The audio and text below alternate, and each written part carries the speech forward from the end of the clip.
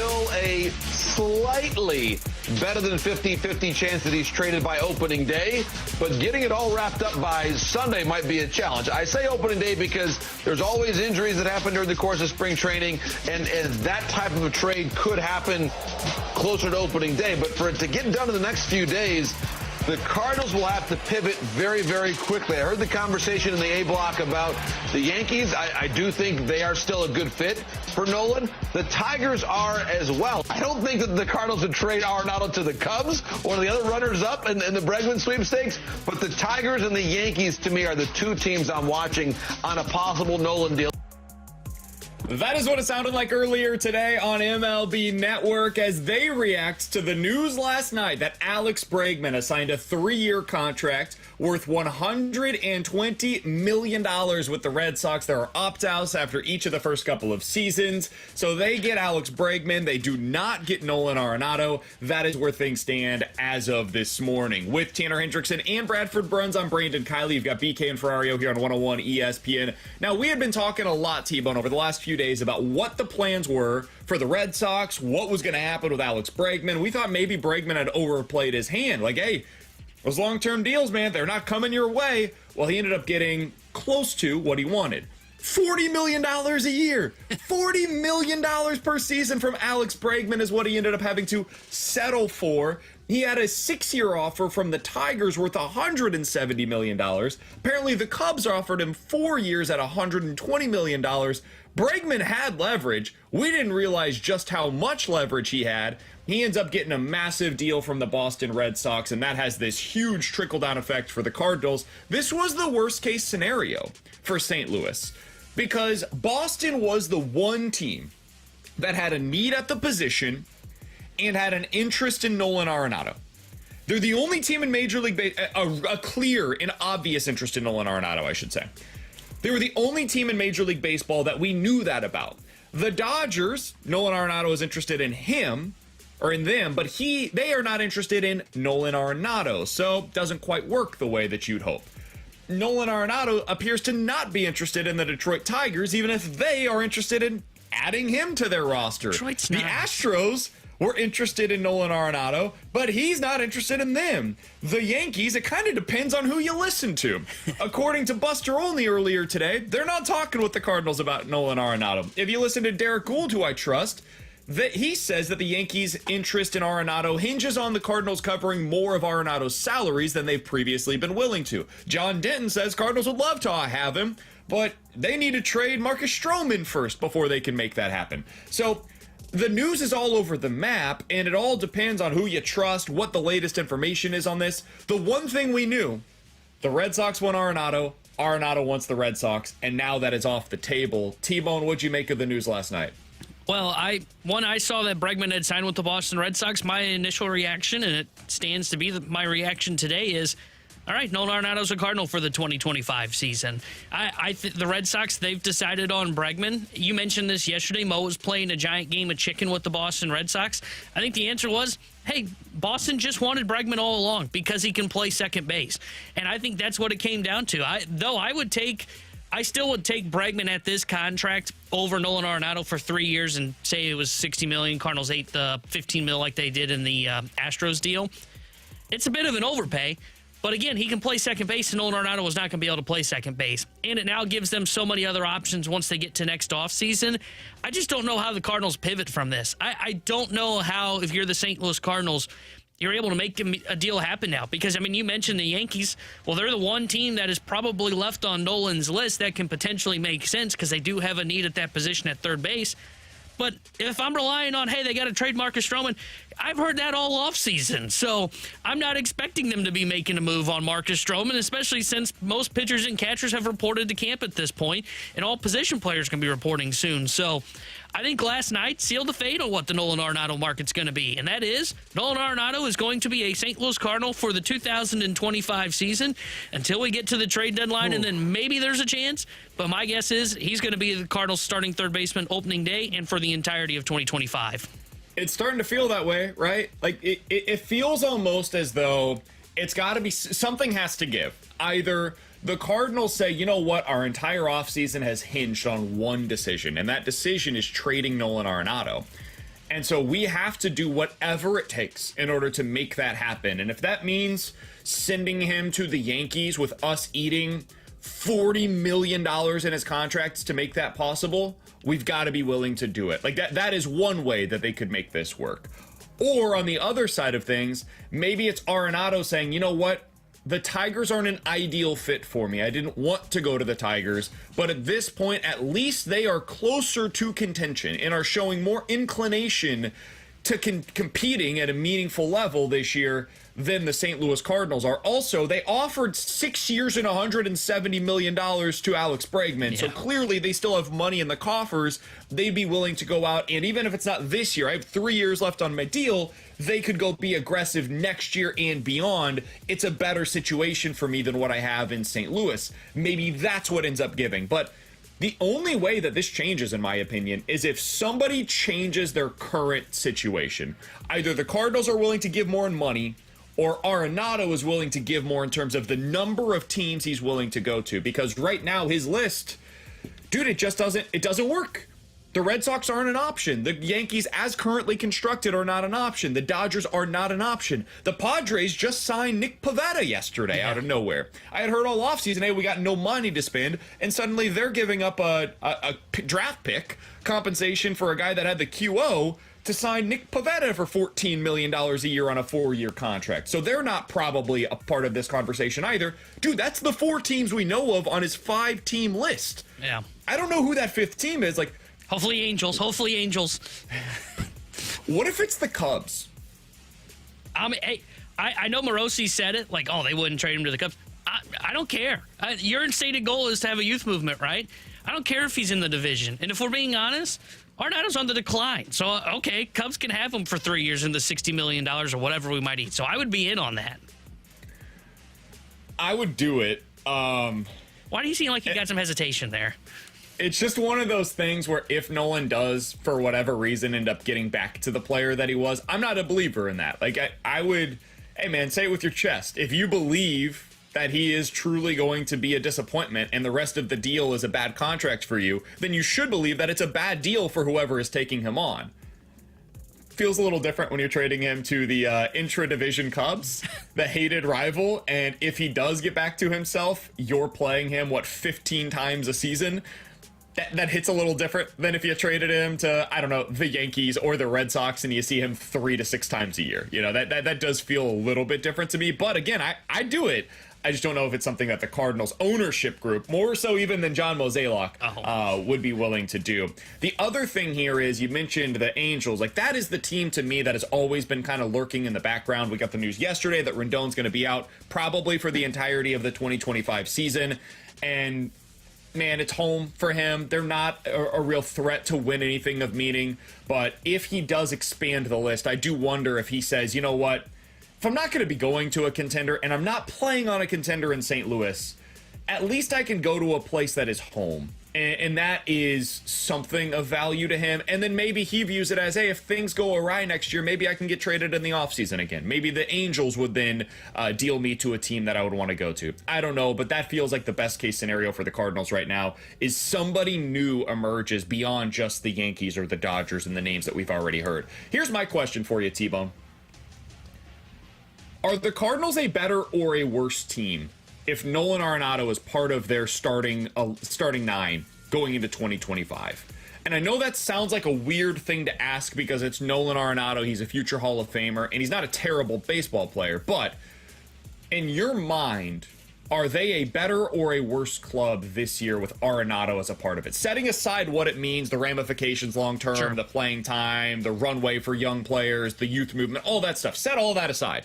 Are they a better or a worse team with Nolan Arenado? I think they're slightly better with Nolan Arenado. And I think the reason for that is because when you put him at third base, though he is on the decline and I don't think there is a bounce back coming for him, you said it perfectly. He's still an average at the plate baseball player. He's still Gold Glove caliber defender at third base. So I think it just provides certainty for, unlike with a Gorman or a Walker or, hell, even a Herrera, even though he wouldn't be affected by that position. All these young guys, we like them. We believe, like I believe in a Walker bounce back season. I think Gorman's going to be good. You have no idea. They have so many different range of outcomes. Jordan Walker could just not be a big leaguer this year. Or Jordan Walker could be awesome and totally solidify himself as like the future right fielder for the Cardinals. Same can be said for a guy like Nolan Gorman if he were to be at the third base position. I think with Nolan Arenado, it just provides certainty. And I feel like I can write in pen that, hey, at worst case scenario, we're getting a league average hitter, and we're getting a guy that can play Gold Glove defense at third base. So I think with him on the roster, the 2025 Cardinals are slightly better than if they were without him. If I look just for the 2025 season, I think the Cardinals are more likely this year to win 85 games if Nolan Arenado is a part of the team. That's the way that I would describe it. And so, like, if that is your goal, I suppose they are better. I think the Cardinals are less likely to win 90 with Nolan Arenado as a part of the team because I think his ceiling is just capped. I don't think he has 2022 Nolan Arenado inside of him anymore. I mean, if you look back at it, over his last 5 seasons, offensively, here's where he's at in terms of OPS plus, okay? 86, 119, 108, 101, 151. Oh. One of those things is not like the others. That is a 5-year stretch dating back to the 2020 COVID season. So if I'm looking at it, okay, what is the most likely outcome for Arenado? He's a league average hitter. Yeah. Now, the defense is real, and you have a lot of questions defensively heading into the 2025 season elsewhere, and so that improves your floor, in my opinion. But T-Bone, you mentioned this the other day. You don't win at a meaningful level because of defense. You win at the highest level because your offense is raking and because you've got really good pitching, right? With Nolan Arenado, your defense improves, but I do think the ceiling on his offense at this point is actually lower than what you could get offensively from Nolan Gorman, from Brendan Donovan, from Lars Nootbaar, from Alec Burleson. And I know that sounds crazy to people, but it is true based on the evidence that we have been presented now for a 5-year stretch. All of those guys I just mentioned have better track records over that stretch of time than Nolan Arenado does, sans the 2022 season. So I think your ceiling is capped with Arenado in the lineup. I think your floor is raised ever so slightly because of what he brings defensively. And because Arenado, I think, will at least be a league average hitter, and those other guys, I don't know about Nolan Gorman. Like, he might be 20% below league average offensively this year. It just has a strikeout rate the likes of which you can't have in your lineup on a day-to-day basis. Yeah, and I do agree that I think your ceiling probably is higher without him in the lineup, but it's just so hard to figure out what that ceiling is because of what you're talking about, where those guys can fluctuate. Gorman could be 20% below league average. And the thing for me, and this is why I have a hard time looking at this roster and saying, like, hey, here's what the ceiling is how often have we seen top prospects, not just in a system, but in Major League Baseball, end up being guys that really kind of flop and fail in their first couple of seasons, and then with a snap of the finger, they figure it out, and all of a sudden they're the guy that the organization thought they were. Like, it's hard to find examples of that, and that's why I don't know what the ceiling is for Walker's ceiling this year. Could just be a league average here. It could just be exactly what we just described Nolan Arenado as. And that's why here we are again, where you and I go back and forth on what is the ceiling versus what is the floor. For 2025, for me, he raises the floor. Nolan Arenado does if he's here, and that makes the organization better for this season. But I openly admit when I say that, this season shouldn't be about wins and losses. It should be about development. Exactly. And that's where, like, yes, maybe you are slightly better. Like, I asked this question on Twitter, and I'd be curious for all of our listeners what their thoughts are on this. You can go ahead and follow me on Twitter and vote in this poll at BK Sports Talk. Purely from a baseball perspective, are the Cardinals better or worse with Nolan Arenado on the roster starting every day this year at third base? 83% of the responses so far say that the Cardinals are a better baseball team this year. And yet, if I asked a different question as a follow-up and said, are you happy that Nolan Arenado is a part of the Cardinals in 2025? I feel like it would be in reverse, where it's 83% of the responses say, no, this is not better for the Cardinals over the long haul. And ultimately, that's what the 2025 season was supposed to be about. Alongside Tanner Hendrickson and Bradford Bruns, I'm Brandon Kiley. You've got BK and Ferrario here on 101 ESPN. 314-399-9646 is the Air Comfort Service text line to get involved in the show. You guys can always check us out on YouTube as well at youtube.com/101 ESPN STL. Earlier today, you heard from Ollie Marmol on with TMA. I thought it was a great interview. It was the kind of thing that we would typically hear, T-Bone, from Ollie while we're going through our pregame stuff with him. That is the guy that we know. That is the guy that we talk to on a personal and a professional level. I'm glad Cardinals fans got to see that side of Ollie, and we're going to talk about that over the course of the show today. But coming up next, how did Jordan Binnington assert himself last night in this Four Nations face-off? You're not going to be surprised to hear some of the Canada fans are not thrilled by his performance. We'll talk about that next here on 101 ESPN. We want to hear from you. Use the Scott Lee Mic Drop feature on the 101 mobile app. Give us your opinion on anything St. Louis sports with a mic drop. Brought to you by the Scott Lee Heating Company.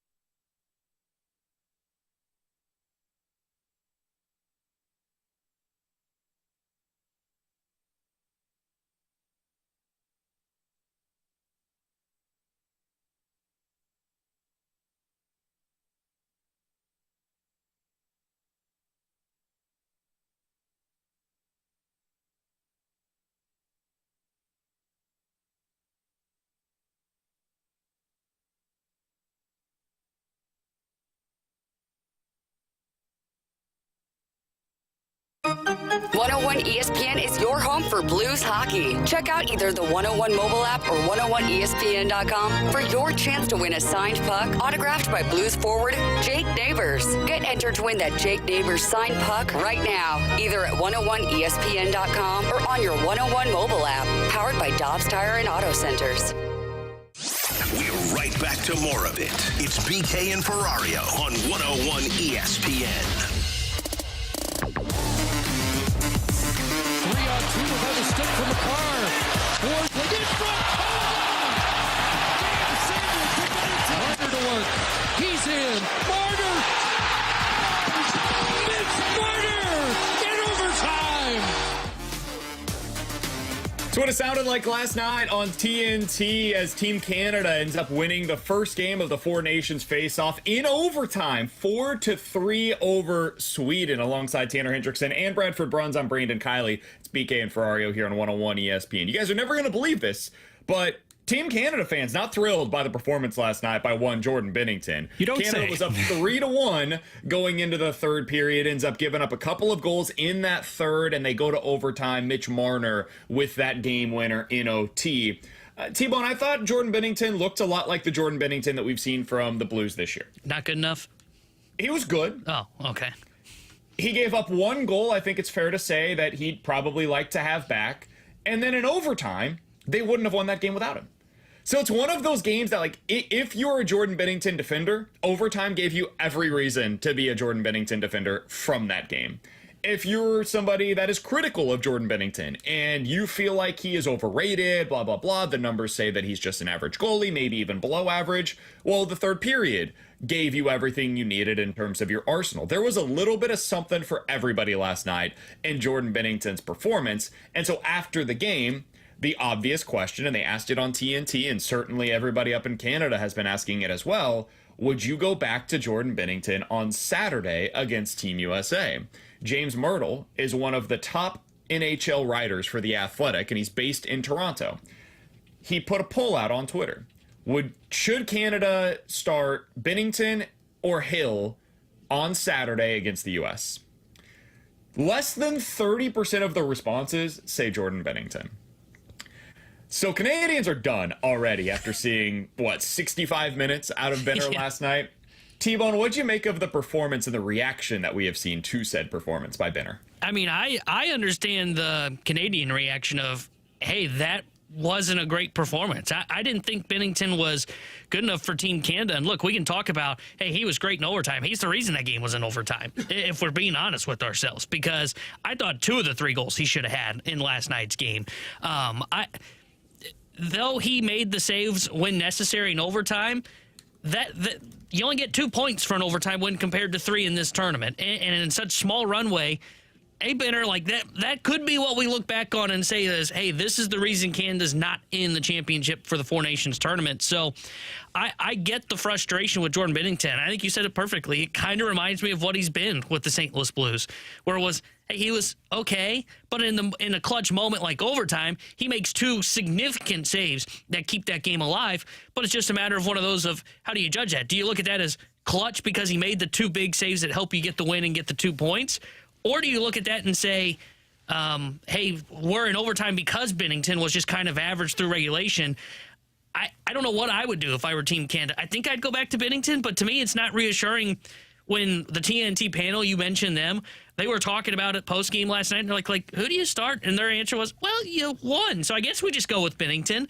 That doesn't scream a confidence that the Canadian fans and really the national media feel in Jordan Binnington going into the next game. And Tanner, really, I think to your point, there has been immense frustration among the Canadian fan base ever since that last cycle of goaltenders really left. Okay, there is no Martin Brodeur. There is no Roberto Luongo. There's no Carey Price for that matter either. And I would understand if Adin Hill had been able to put up a much superior statistical output so far this season, but that hasn't been the case. You understand why Cooper went to Binnington in the first place, but certainly the leash could be a lot shorter than we would have thought as well, BK. Yeah, I think all of this is kind of wild. Like, we're talking about Adin Hill. This is not like prime Patrick Waugh that Team Canada has on its bench right now. Adin Hill's been fine with a much better supporting cast in front of him this year with the Vegas Golden Knights. He's got a 900 save percentage. He's been, based on the goals saved above average metrics, below league average this year among NHL goalies. I thought Benner was mostly fine last night. Yeah, I think if you wanted to argue he gave up one of those goals that he shouldn't have, cool, that's fine. And we could go down that path together. And some would argue the opposite. Again, like, there's people on the text line right now that are saying that, hey, you guys don't know squat about the NHL. I promise you, this is not even what we are just saying. This is what people up in Canada have been saying over the last 12 hours since this game was played. I think you stick with Jordan Binnington. This guy is a big-time goalie. He's a big-game goalie. In overtime last night, I think you saw exactly why he is the one that they went with. When the moments are the biggest, that guy can seal a game out for you. That's why you have him in net. And the reason why you have this team put together is because Sidney Crosby can look as unbelievable as he was last night. You can have Mitch Marner score that goal in overtime last night. Like, that team is absurd. In overtime last night, they had Connor McDavid, Nathan McKinnon, and Cale Makar on the ice. It's unbelievable. Jeez. Are you kidding me? Also, that's why this rocks. Like, that overtime period where you saw those 3 players together, 3 of, the 7 to 10 best players in the NHL were on the ice together in a do-or-die moment in a game that, like, doesn't actually matter, but kind of mattered last night. And the people that were involved with it clearly cared about it to a really significant degree. I didn't know what I was going to think about this tournament going in, T-Bone. That won me over. That being the first game that we saw, it might have set the tournament up to fail because I'm not sure how many other games we're going to get that are as good as that one was. But that is exactly why they wanted to set up something like this, because the players really care about it. The All-Star game has become, honestly, a bit of a joke at this point in time. Nobody understands the format, and the guys don't care, which is fine, but it is what it is. This was far superior to anything we would have been able to get out of any kind of a regular All-Star break. Yeah, I was skeptical on how much will I like this because, just 4 teams and how much are the players really going to care? Because, sure, the best players are there, but the best players go to the All-Star game as well. Last night won me over as well, just because you can tell they clearly care. It was a physical hockey game with some of the best stars, and I feel bad for Vegas because Shea Theodore's now out week to week because he got crunched into the boards. but it's clear that they care about this, and it feels like it is the best route to go for the NHL over the next, they announced that World Cup of Hockey coming up in, I guess it's 4 years because the Olympics are coming up in 2. Yeah, I think it's 2028. Yeah, now I'm kind of in on, okay, let's bring in some international tournaments. Long as the players care about it and are willing to play in it and are willing to go 100% like they did last night, then I'm 100% in on doing these national tournaments. Because, when I was watching that game, my first thought was, man, wouldn't it be cool if, the NBA did, the World Cup of Basketball as their All-Star break? But then I thought about it and went, well, even the best players in the NBA don't kind of go to all these. LeBron hasn't gone to every Olympics possible, and that's what makes this different. Long as the players care about this, go 100% all in, are willing to play these best-on-best tournaments and give their best effort, these kind of tournaments can work moving forward for the NHL. This works better than the in-season tournament that the NBA has gone to. And I know 100%. There's been some talk about the potential for the NHL implementing one of those, and maybe ultimately that's what they decide for the off years. I could see it. But this, to me, was better than that because there's real stakes. People are playing for their country, which really matters in hockey, especially. I thought it was a great start to this tournament, and I'll be locked in throughout the rest of it. By the way, you'll be able to hear almost all of these games on 101 ESPN, so be sure to stay tuned for those right here on 101 ESPN throughout the NHL's Four Nations Face-Off break. Coming up in 15 minutes, 314-399-9646 is the Air Comfort Service text line. We'll get into questions and answers, so if you guys have any questions, get them in now on the Air Comfort Service text line. You can get those in on the Graveyard Chat on YouTube as well, youtube.com/101ESPNSTL. But coming up next, we're going to be joined by Katie Woo. She's the Cardinals insider for The Athletic. We're going to get the latest from her on what last night's signing of Alex Bregman means for the Nolan Arenado sweepstakes, and if the Cardinals are resigned at this point to the fact that he's probably going to be on the roster for the 2025 season. Katie Woo next here on 101 ESPN. 101 ESPN is powered by Kaufman Townsley St. Louis's injury lawyers. Call 314-500-5000. This Friday morning, 101 ESPN invites you to participate in the 25th annual Hardee's Rise and Shine fundraiser. Stop by any participating Hardee's in the bi-state area this Friday morning and grab a sausage biscuit or egg biscuit for the special price of just $1. 100% of the proceeds of all funds collected will help heat up St. Louis, supporting people in need in both Missouri and Illinois. Help heat up the St. Louis region this Friday morning at any participating Hardee's. Find more info at 101ESPN.com.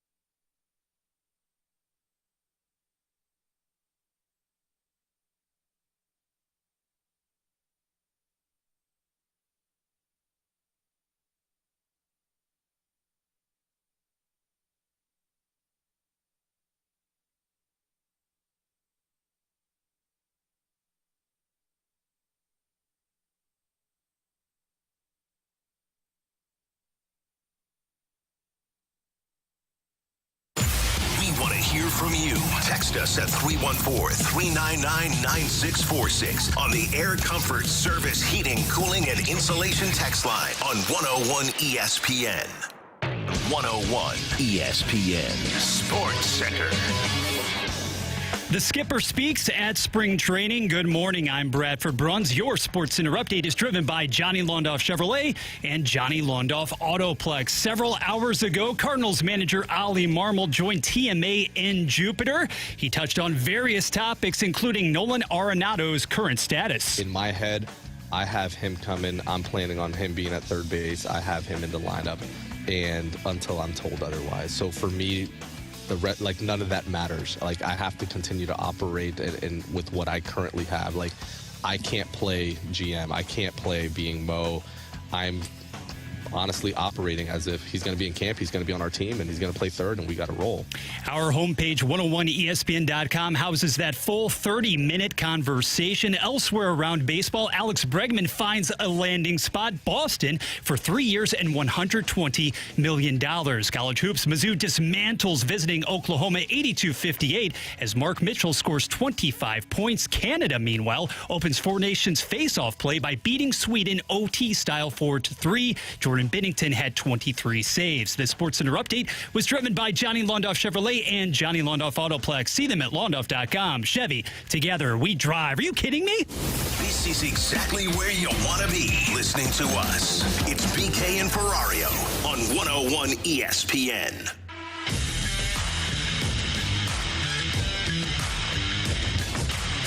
All right, always happy to be joined via the Callier and Thompson hotline by our friend, Cardinals insider for The Athletic. She is the great Katie Woo, joining us live from Jupiter, Florida, where the Cardinals got some unwanted news last night as Alex Bregman has officially decided to join the Boston Red Sox on a 3-year deal worth $120 million. That has some obvious ramifications for the Cardinals. The Red Sox were seen as the clear leader for the services of Nolan Arenado, as long as they didn't get Alex Bregman.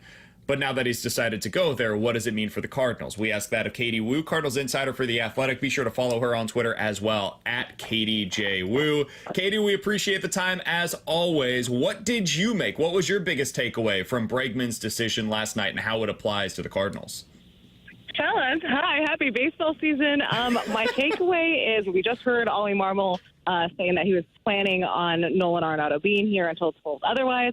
That's probably a good idea because it certainly sounds like Nolan Arenado will be here for at least the immediate future. Industry sources around the league kind of described the Boston Red Sox as that last legitimate fit.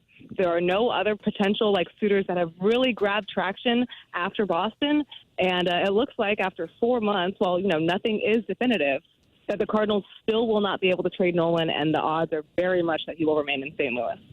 And Katie, with that being in mind, is there still a sense of urgency from the Cardinals of, hey, we need to make this happen to accomplish this youth movement? Would ownership be willing to eat more money to make this happen? Well, there's definitely a sense of urgency, but I think if ownership was willing to eat more money, it would have happened already. Look, John Mozeliak's job is to find the best trade for the St. Louis Cardinals. Nolan Arenado, however, has earned every right to have a say over his future. And the reality is that Venn diagram, if you will, of things that satisfy both trade needs for the Cardinals and Nolan's parameters that he's set is very, very small. That's why so much was riding on Boston. To me, the likelihood that Nolan was not going to be traded really shot up when the Astros deal was shot down. And then when the news came on that yesterday that Bregman was signing with the Red Sox on that 3-year, $120 million deal, to me, it was like, okay, this is maybe the last true option standing at the moment that would have benefited both the Cardinals and Nolan Arenado. And it remains to be seen if there are any more legitimate trade suitors out there for him. I mentioned earlier, Katie, my biggest takeaway on this was if Arenado is going to be dealt, it would require somebody to give more than they previously expected to. So that could be ownership saying, you know what, we're willing to eat more money to make it work with the Yankees. It could be Nolan Arenado saying, you know what, I had this list of 5 teams.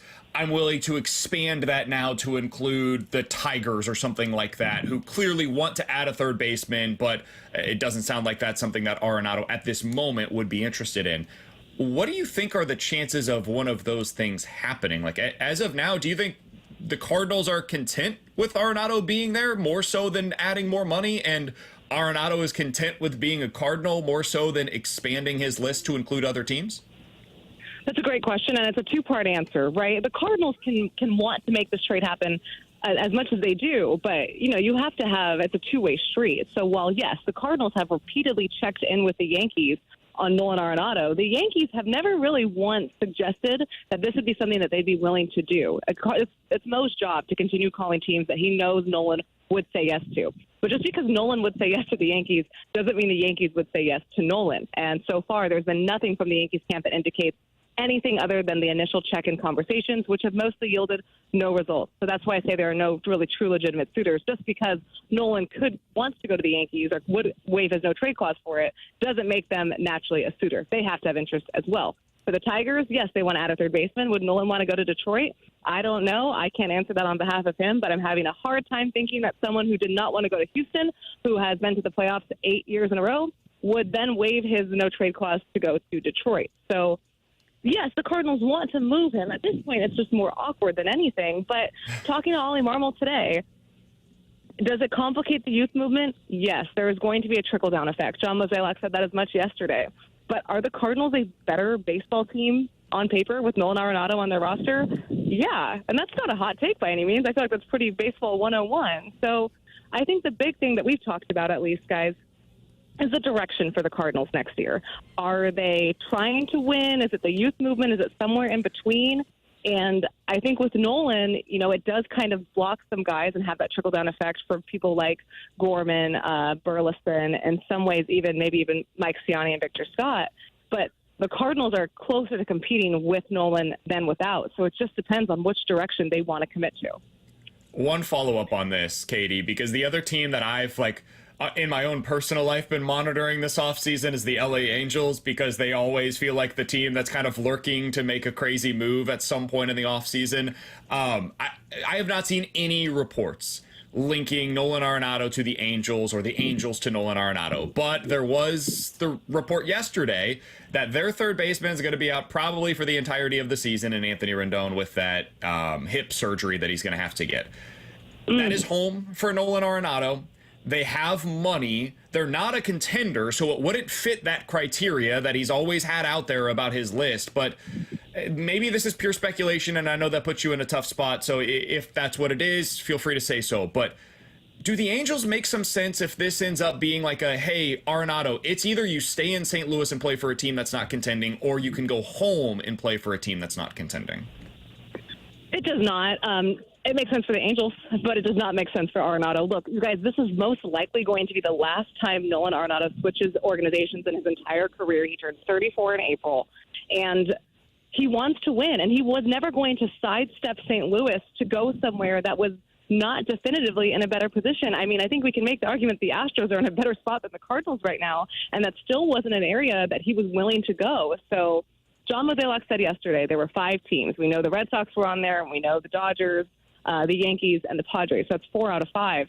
I can't see him making any concessions at this point. He might feel like it's best if he stays in St. Louis and A, either has a bounce-back season and tries to speed up this reset, or B, if he comes back and he doesn't want to be here, he can play his way out. Let's remember, though, he didn't request this trade. This was brought to him by the organization. He's been agreeable to it. Everything behind the scenes suggests that he's handled this pretty well. He doesn't have to leave St. Louis, and at this point, it doesn't look likely that he's going to anyway. And Katie, you had mentioned earlier, with him here, makes the youth movement a little bit more complicated. Now you got to lock in 600 plate appearances for him at third base.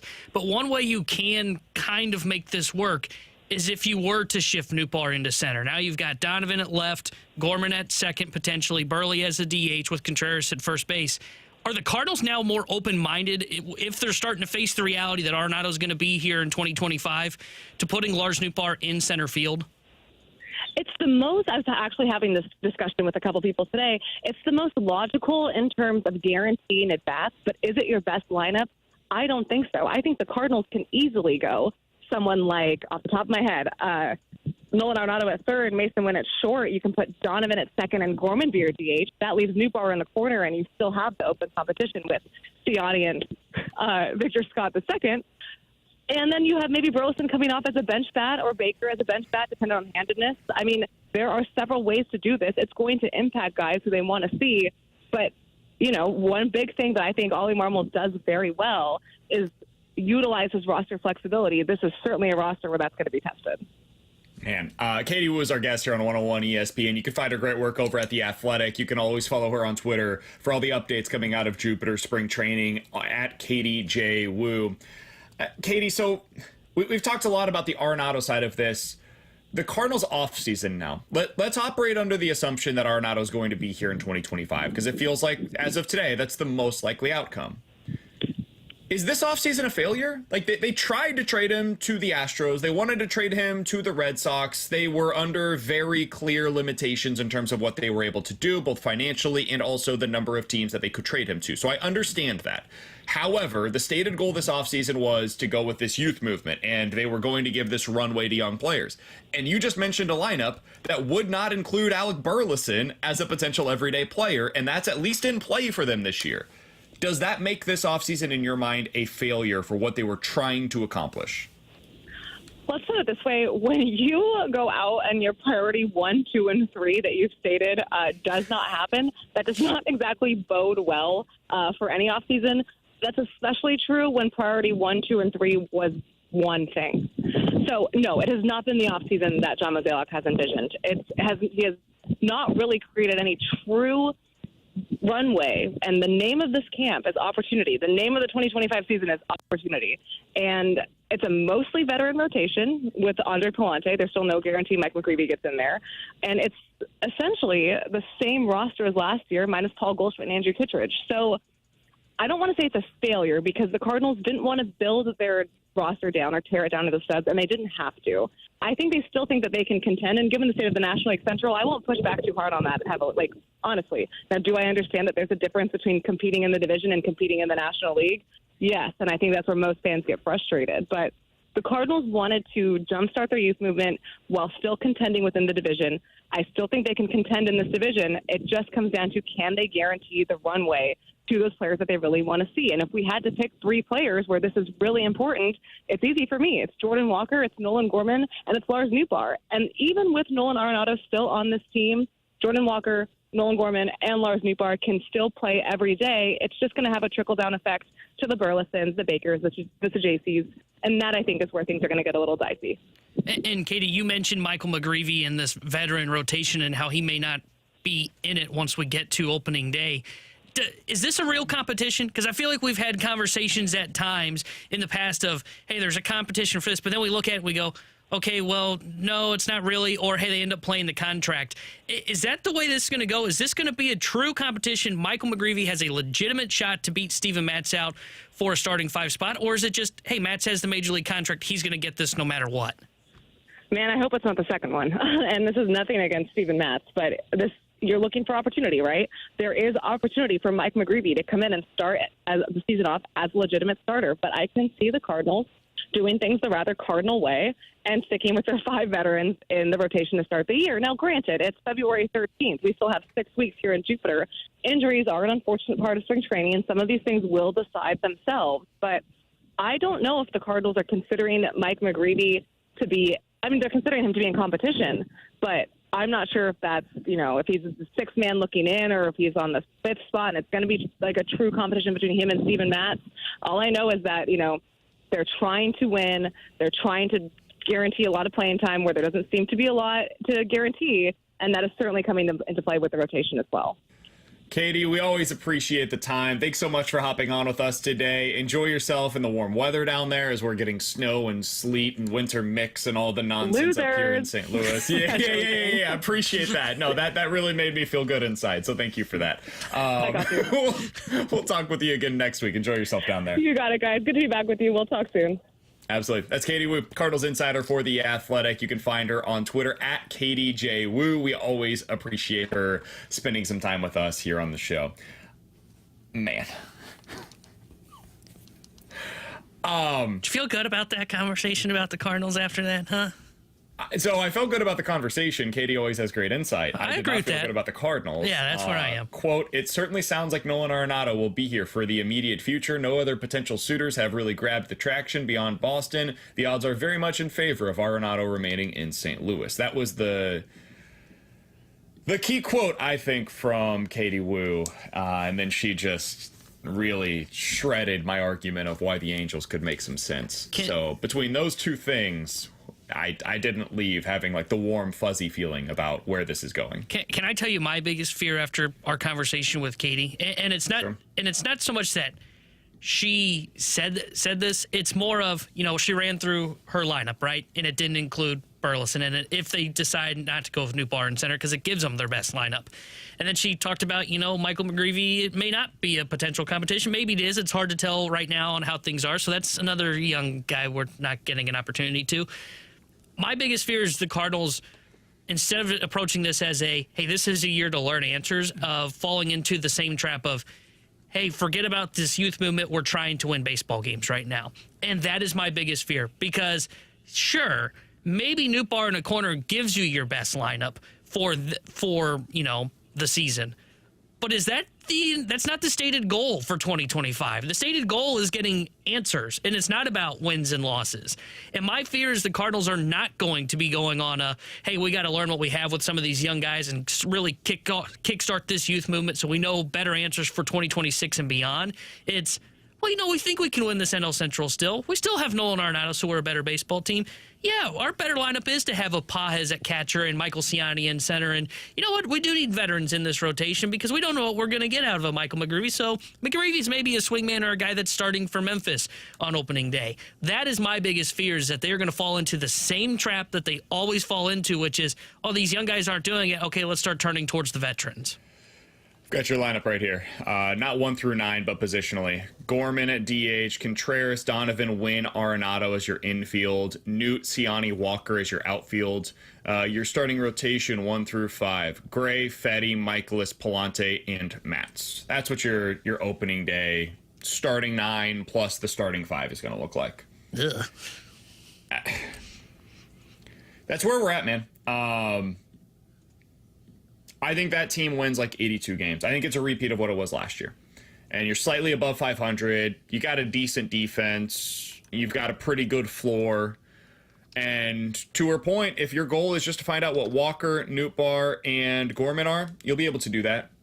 It does nothing beyond that, though. And I think that's what's frustrating, is like there's no opportunity there for McGreevy. You're not finding out what you have in Burleson. Like, it's just, you end up doing the same thing that you've been doing over and over and over and over. And it's just recycling the same conversations that we've been having now for about 5 years. And that's what's most frustrating about all of this. All right, coming up in about 10 minutes, I do want to talk a little bit about what Ollie Marmol had to say about Arenado earlier today and why he doesn't want to leave the St. Louis Cardinals. We'll get into that in 10 minutes. Questions and answers coming up next here on 101 ESPN. The NHL Four Nations Face-Off is on ESPN. Tonight, United States and Finland. Pre-game at 6. Puck drop at 7. The NHL plays on 101 ESPN.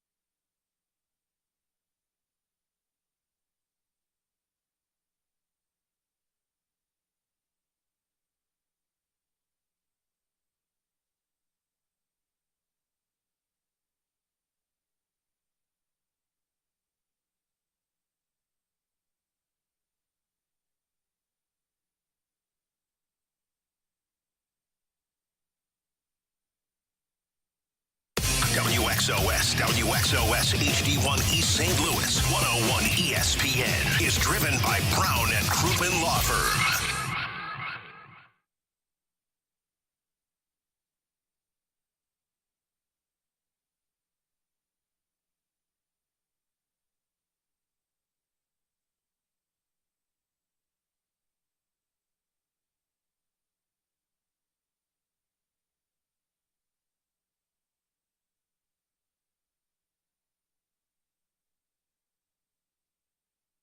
They are St. Louis. It's BK and Ferrario on 101 ESPN.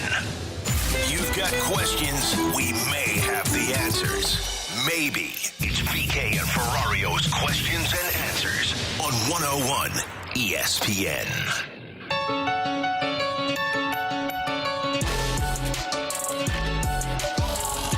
314-399-9646 is the Air Comfort Service text line for questions and answers. If you guys have any questions, go ahead and get them in right now. From the 314, guys, why are you so obsessed with the youth movement when the name of the game is to win and the Cardinals are not lowering prices for any kind of a youth movement? Well, first of all, not sure that's true.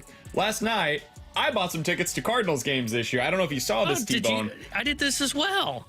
The Cardinals put out this promotion that was $10 tickets to Monday through Thursday games with a $10 preloaded ticket on it. So like $10 towards concessions or merchandise or whatever. So effectively, you're just paying for the ticket service fees or whatever. It's like $3 a ticket. Great, I'm into that. So they kind of are having to do that because there's so little demand out there right now. And there's so little demand that it appears they extended that offer. It was supposed to end last night at 9 o'clock. It's still there today. So if you're interested in going to a Cardinals game this year, what'd you get tickets go ahead and for? check out those tickets for. Which game did we win? I think we got the Royals game for sure. I did think as well. We got one to the Astros game as well. Okay, I went with Royals, and then we went with Blue Jays. We're going to watch the future Cardinal Vlad Guerrero Jr. Yeah, that'll be great. But the reason why I'm so interested to answer the question directly in the youth movement is less about winning this year, although I do think it actually, like Katie mentioned, it's not a crazy take to say that the Cardinals are a better team with Arenado. It's not. I do think there might be a little more upside, though, in some of the young guys than what currently exists in this version of Nolan Arenado. And I also think it's just time for this team to get some answers on what they have in these young guys. And that's why I'm interested in the youth movement, because, like, if I've got a criticism of the Cardinals, it's less about them missing on guys. If you thought Harrison Bader was going to be better than he ultimately was, cool, at least he got the opportunity here. And then we found out what he was, and the Cardinals decided that's not good enough, we want something more, so they trade him for a pitcher. What bothers me is when they have somebody like a Randy Arozarena, who never got the chance, is dealt elsewhere, and then somebody else gets the benefits of what the Cardinals were able to develop within. That's what I don't want to see happen again. Alec Burleson's a good baseball player. He's a good hitter. And if you end up not knowing what he is by the end of this season, like what the upside is that could still be in there, that's on you. It's not on anybody else, and you might end up dealing him away because your roster just gets clogged by the end of the season. And so that's the kind of thing that bothers me about not finding out what these young guys are, is you end up not knowing. Now you've got to make decisions, and you trade guys away for less than what they're actually worth. Yeah, and the reason I'm in on the youth movement, though, I do, to an extent, agree with some fans of, hey, this team should have been pushing more, because I think there's a wide open division and they had money coming off of the books to make things work. The one reason, though, that I can buy into the youth movement and why I don't mind seeing it is because of, one, this team's clearly been stuck in the middle. They've been stuck in the middle for the last 2 to 3 seasons. And this now gives them the opportunity to see what they have. To your point on, like, the Randy Arozarena, you can finally get answers on this. I don't think it's fair to say you know what Jordan Walker is yet. I don't know if it's fair to say you know what Nolan Gorman is yet, or Ivan Herrera. And rather than potentially making a mistake and moving on from somebody that could be a potential franchise-altering piece, you now get answers. And you get answers, and you now can come up with a path moving forward of, hey, you know what? We don't have a young core of hitters, so we either have to, A, go out and spend money and fix this in free agency, or we're in a rebuild, and that's the path that we're on. And that's why I'm in on the youth movement, is you finally get answers for 2026 and beyond, compared to where I think we've talked about this week, BK. It feels like it's just been a year-by-year basis for the St. Louis Cardinals over the last handful of seasons. Yeah, finally, this was something that could have built something more sustainable. Yep. And they opted against it now. And part of that was Arenado's own decision, so that's worth mentioning as well. From the 314, T-Bone, you mentioned you wish that they could have been more aggressive this offseason. If you could have signed any one free agent, who would you have wanted them to go out there and acquire? This is something I've been wondering as well, T-Bone, because when we talk about, like, hey, if you're going to push, or if you're going to keep these guys, you might as well go ahead and push a little bit more. I just don't know who I would have done that with. This was not a free agent class that I had a whole lot of interest in. Like, if you wanted to go out there and sign Nathan Eovaldi, I could have got behind that. 3 years, 25 per. But he re-signed with Texas, so I'm not sure that that was ever a real option for you. So I don't know who I would have wanted them to go out there and acquire, given what was available for them out there and what they currently have internally. Well, on the pitching front, like, I would have done some of these deals like Blake Snell. I would have paid him. I would have paid him last offseason. Jack Flaherty. But he wasn't going to come here for that deal. Sure. Jack Flaherty, I would have brought him in. And I don't know if he would have came back to St. Louis or not. I don't think he would have either. Like, those are the kind of deals. Like, Kikuchi got a 3-year deal. I would have brought him in. He would have been a guy that slots in perfectly, but he does kind of fit more of what you currently have, because he is a number 3. I would have explored the first base market. Now, I don't know if I think Alonso was destined to be a New York Met. I don't think he had anybody else, but I would have explored a Pete Alonso, Christian Walker type, because I think you could have upgraded at first base, kept Contreras as a catcher, and now you would have had a middle of the order, right? You would have had a Contreras, Alonso, or Contreras and Christian Walker combination in the middle, and that's legitimate threat as a 3-4-1-2 punch. I don't think they have that right now, and that's where I think they could have pushed. Yeah, Alonso wasn't coming here for a deal like what he got in New York. You sound like we can't sign anybody. What happened to your optimism? Well, it's not that. It's like guys don't leave for the same contract. So if you were going to get Pete Alonso, you're talking about a 2-year deal worth $60 million at a minimum. It's just not something that I would have been interested in. And I certainly don't think it's something that the Cardinals would have ever considered. So I say all of that to say this. I don't know that there was an opportunity for them to really push this year in a way that made sense. I think if they were going to do something this year, it was always take a step back or stand pat. And so that's why I kind of liked the youth movement idea with keeping some of the veterans, not all of them the way that they have, but some of the veterans. I thought that made the most sense for them. Unfortunately, they ended up being stuck in the middle once again, and that's where you are right now. All right.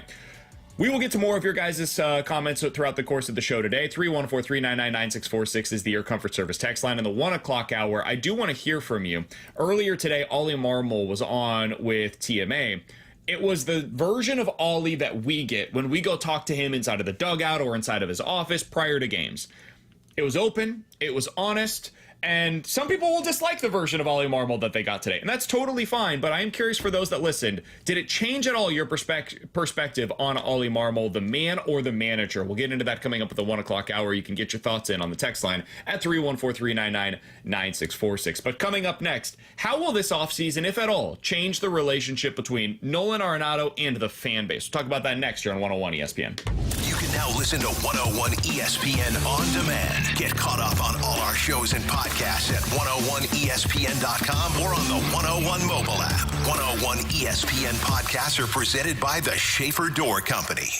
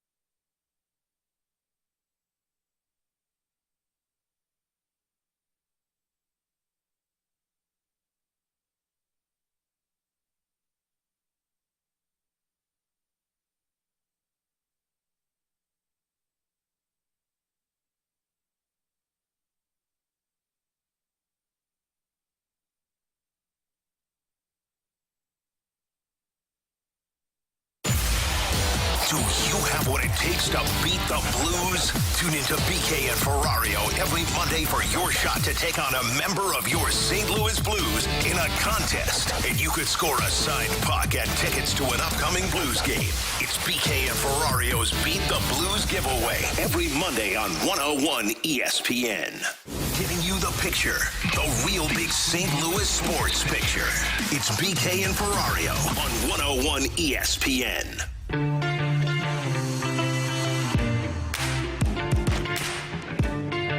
All right, so something I've been thinking about, especially over the last, 12 hours or so since the news came down that Alex Bregman signed a 3-year deal worth $120 million with the Red Sox, is how this offseason is going to change, if at all, the relationship between Nolan Arenado and the fan base here in St. Louis. With Tanner Hendrickson and Bradford Bruns, I'm Brandon Kiley. The relationship has been a bit fractured, and it's not so much because of anything that Arenado has said or done. It's mostly been his production or lack thereof. Since coming over to the Cardinals, he had 1 year where he was a legit MVP candidate, but otherwise, I would say the production's been relatively underwhelming. This team has not had the playoff success that he expected to have when he got here, so it's just... It has not gone the way that either side was hoping when he ended up coming here to St. Louis. And then I heard Ollie Marmol earlier today on TMA. The whole interview is worth your time. Check it out on the podcast page. But I thought the guys asked a really interesting question of like, hey, why wouldn't Arenado wants to be here? What's the explanation for that? And here's what Ollie Marmol had to say. If you ask Nolan, does he love the city of St. Louis and the fan base in St. Louis and the tradition and baseball in St. Louis, his answer is going to be 100. The reason before he even became a Cardinal, Matt Holliday, who's a great, amazing friend of mine, would tell me, man, Nolan would love to be in where the bird's on the bat, man. He would absolutely love it one day. And this is years before it ever happened, right? So like he's always wanted to be here. That's not what this is about. So there's more to it than just that. It has nothing to do with St. Louis itself. T-Bone Arenado has a list of 5 teams, according to reports, that he's willing to go to. We have now learned of at least 4 of those teams. Boston was one. The Yankees are another. The Dodgers are a third. And according to reports, the Padres were a 4th. So Padres and Dodgers, 2 of the best teams in the National League. I would argue the 2 best teams in the National League last year. The Yankees, who went to the World Series last year, and the Red Sox, who are trying to be one of those teams that get to the World Series this year. They've made some big moves. They just went out and got Bregman. They traded for Garrett Crochet this offseason, and they were already a pretty good team with a lot of talent and the #1 farm system in the sport. So it makes sense to have them.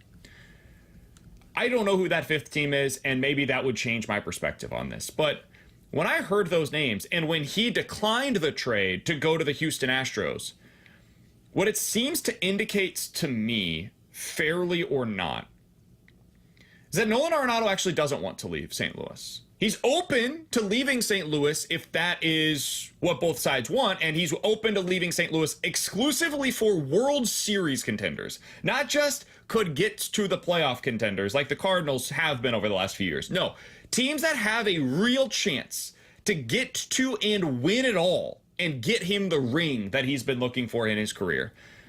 And I do find that to be somewhat interesting, because I've seen over the past couple of years times where, like, I didn't know in my heart of hearts if Arenado wanted to be here.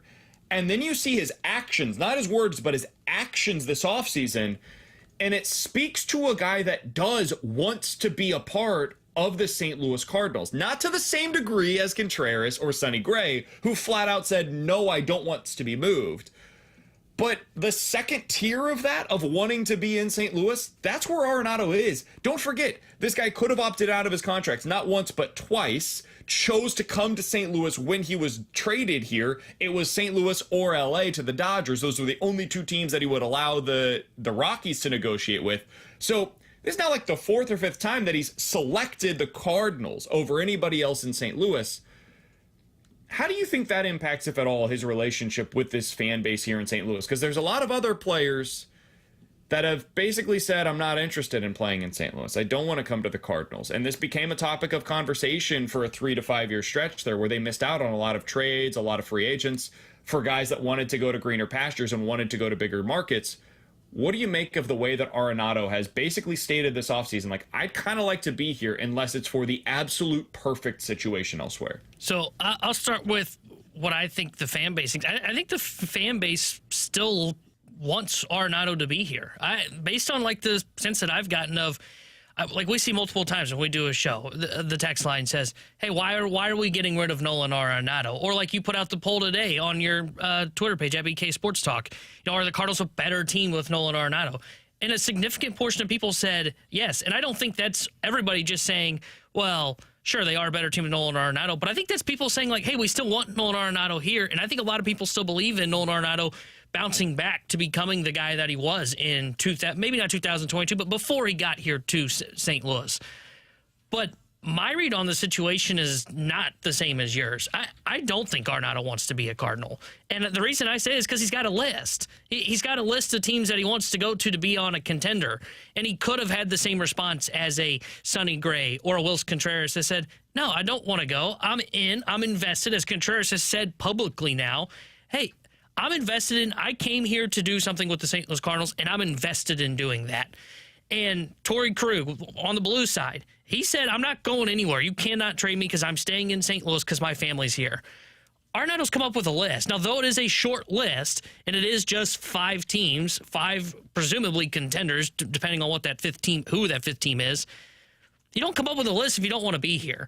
And that's where I just disagree on this notion. I think Arenado wants out. I don't think Arenado wants to be back here in St. Louis. And I think everybody is saying all the right things publicly when it comes to messaging. You don't come up with a list if you want to stay in St. Louis. And that is my biggest takeaway on this Arenado situation. All right, we went a little long with Katie, so I want to stick with this on the other side. Because we're getting a lot of response on the text line. 314-399-9646 is the Air Comfort Service text line. I would be curious for how people view this via the mic drop feature on the 101 ESPN app as well. So send us a mic drop. How do you view Arenado following this offseason, and not necessarily his request or demand to be traded, but his openness to the fact that there are 5 teams he's open to be traded to? Send your reaction into that on the Scott Lee Heating mic drop on the 101 ESPN app. I do want to stick with what you just said there, T-Bone, because I think I disagree with it. I think his actions this offseason have made it pretty clear. It's not that he wants out. It's that he would like to play for a World Series contender or the Cardinals. And I do think, yes, that might be kind of mincing words there a bit. I think it's worth exploring what that means for him. And we'll get into that coming up next here on 101 ESPN. It's time for another moment in Blues history. On this day back in 2008, the Blues would take down the LA Kings 4-2. They would pick up their 25th win of the year as David Backes, Andy McDonald, and Jay McKee would all score goals for the Blues. Marty Ruchinski would pick up the game winner. A 5-shot night for Paul Correa, who picked up an assist, and Manny Legacy stopping 25 of 27 shots. This date in Blues history was powered by Classic Air Care, making people comfortable since 1926. For all your HVAC needs, classicaircare.com.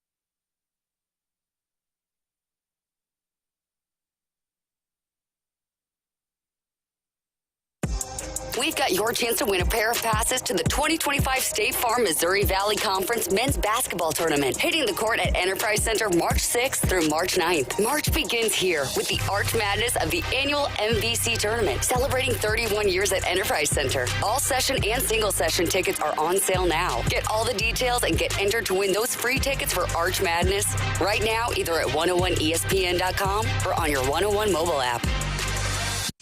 We're right back to more of it. It's BK and Ferrario on 101 ESPN.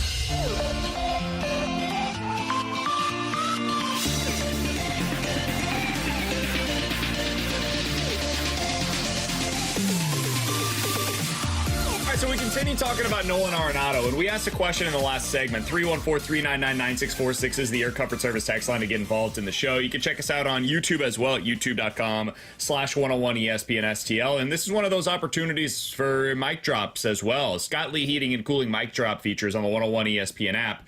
How is this fan base going to react to what we have seen this offseason with Arenado? I think we have differing perspectives on this. T-Bone just mentioned he thinks that Arenado does one out.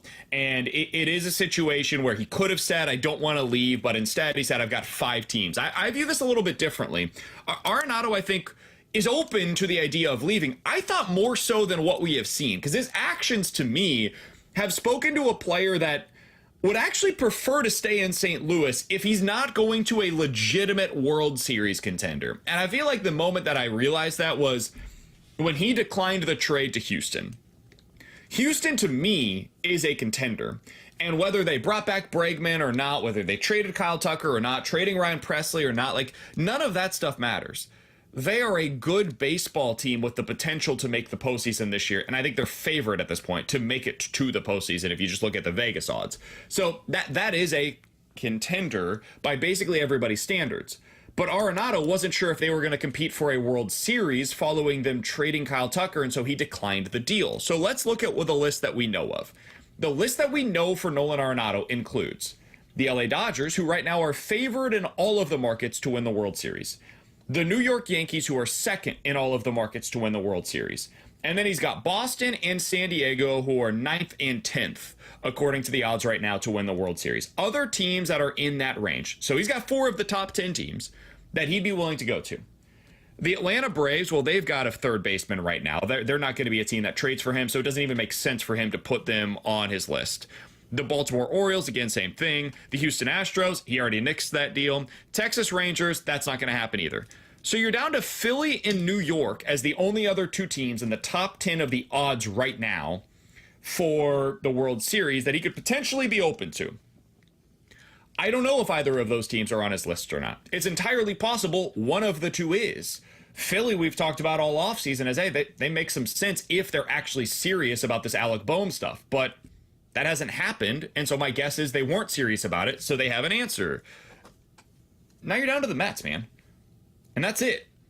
And I think what this tells me is Nolan Arenado actually kind of likes being a Cardinal. And yes, he has his issues with it, and he's been frustrated, I think, at times by the lack of them really pushing for a World Series. But I think what Nolan Arenado has concluded is, hey, man, I was in a really bad situation in Colorado, and it could always be worse than what I've got right now, which is a pretty decent team with an obvious future. It might be brighter than some are expecting here. And I think Arenado is kind of at peace with that. And if he ends up playing the next 3 years in St. Louis, I get the sense that he'd be okay with it based on his actions this offseason more so than any words that any of us can spout. But T-Bone, I think you disagree with that. Where are you coming at on this? Yeah, I think Arenado, in his heart of hearts, wants to be on a winner. And I think he's realized that that's not the Cardinals, and I think that's why he wants out. I think that's why there is this list. And you can say, hey, well, he declined the trade to the Astros, so maybe he's really open-minded to being a St. Louis Cardinal. I think he got spooked is what happened. I think he just got spooked. I think if they don't trade Tucker prior to that deal happening, he's in Houston right now. And we're not even having these conversations because he believes they were going to be a contender, and then the Tucker trade would have happened, and boom, he's stuck in Houston.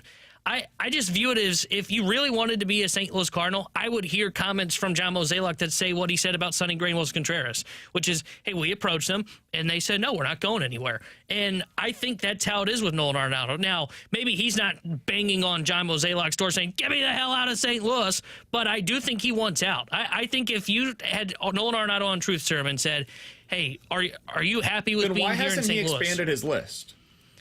Because I think he is caught in two different scenarios. I think he wants out of St. Louis because he wants to play for a winner, but he also has realized like there are no other winners that will take me. I think he is not excited to be a St. Louis Cardinal. I think he's just accepting the fact that he's a St. Louis Cardinal. But if he wasn't excited about it and he was accepting, like I just don't understand. If you're him, it's a list of 5 teams. Like Mo said that yesterday.